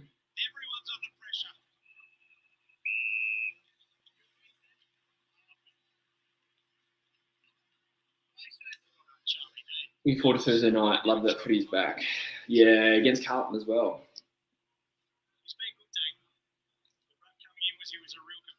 You cat, my dog. Welcome. I'm trying to see if there's any key defenders we could kick forward. I think there's a guy from WA called like Cale Guerin or something like that. I'm probably butchering the name. I think he's a key back. He was the only player that popped in my head when you asked me about WA draftees. I need to have a look. There's definitely a few. But I don't know if any are like, there might be like one in the top 20.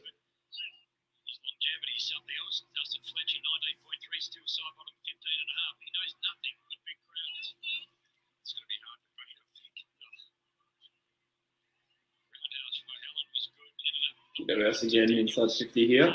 Oh, double touch. Sydney to beat Collingwood next week. You know what? I don't think that's entirely crazy. I think Sydney played the G pretty well. They're a good team. Don't know if I'd bet on it, but it's definitely worth a shout.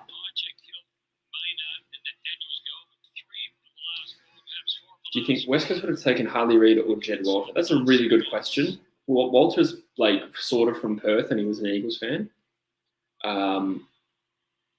My understanding is that West Coast rated the draft Harley Reid number 1, Jed Walter number 2, Dan Curtin number 3. So I suppose you'd say Harley Reid. But Jed Walter I would have been pretty happy with. It would have been interesting to say he was open for North had picked 2. North probably almost would have preferred Jed Walter because of their list needs. So like getting a deal done for North to trade down to 2 and take Walter. It could have still been better for both parties. But it would, interesting scenario.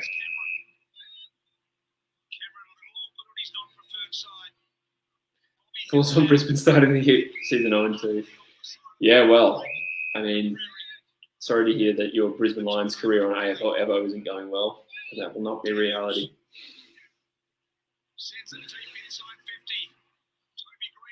Reid and Curtin would have been nice, Darby. But, yeah, and I thought the same thing after the draft. Like, you get a little bit of Christmas Day hype, and you kind of want 2 presents. And that would have been nice, but I do think there's a chance, we'll get a Jagger Smith this year or something like that, and we'll go, okay, no, we'll probably make, or we'll probably rise and not do the trade. But mind you, when we did try to do the trade, we just failed. Late goal for Collingwood trims the margin back to 33.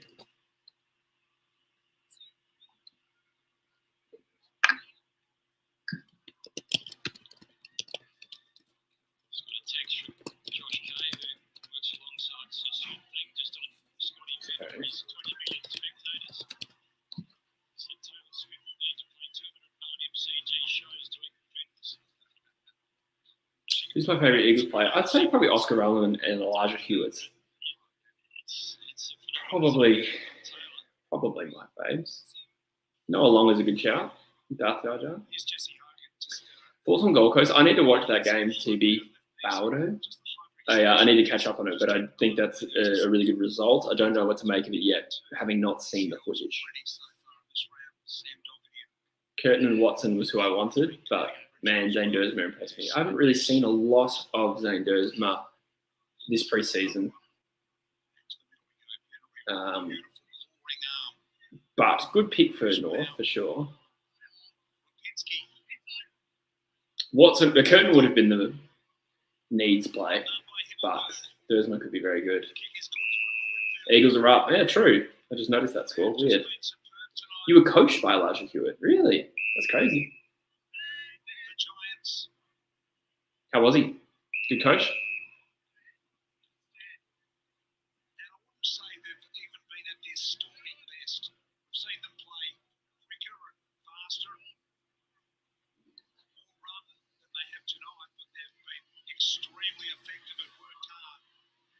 Nice, inside 50 one more time. Overcooked the kick. Down and throwing. Come on, you cat. Final update the score.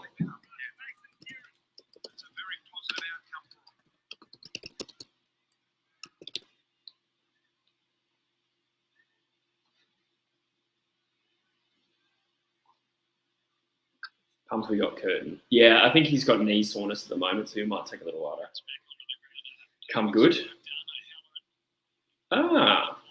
Sick.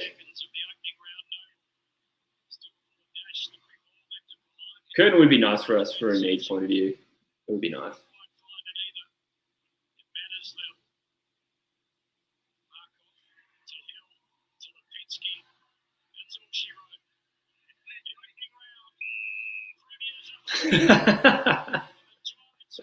The worst word you can say in this chat without being filtered out is Fremantle.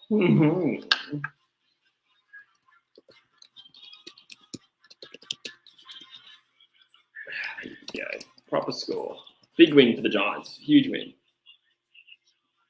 In a round of statements they have made about as good as you can get. Oh, this was good. This was good. I'll go for 5 more minutes. There's part of me that just wants to see it tick over to 3 hours live. I'm trying to end it exactly on 3 minutes, but yeah.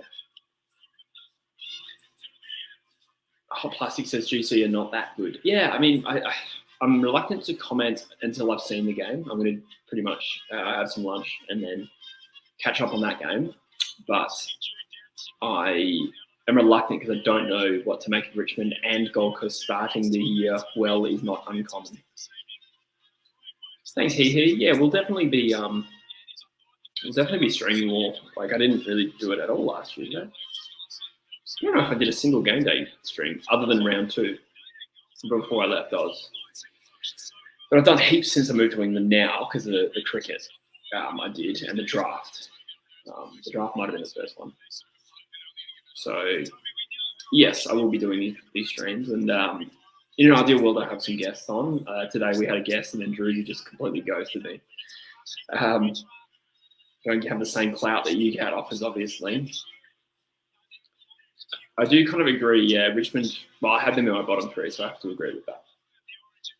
But Flanders, Rowell, Anderson, and Miller, what they've played, yeah. Good little quartet there. What games will I be streaming next week, Blade? That's a good question. So I'm pretty close to locking in West Coast. It's at 5 a.m. for me, but I'm going to watch it, so might as well just stream it. And I'll do one other, I think, but I do kind of want someone else on, which is a little bit tiring. Otherwise, I'll do the Eagles one by myself. So. Matty Rao 20 clearances is insane. Jimby to Green's not a bad comparison. I mean, Jimby needs to prove he can win the ball a lot. That's the difference between them, I'd say. Yeah, I wonder how Sexton went today. Oh, you streamed it, you can, of course. Yeah, I agree.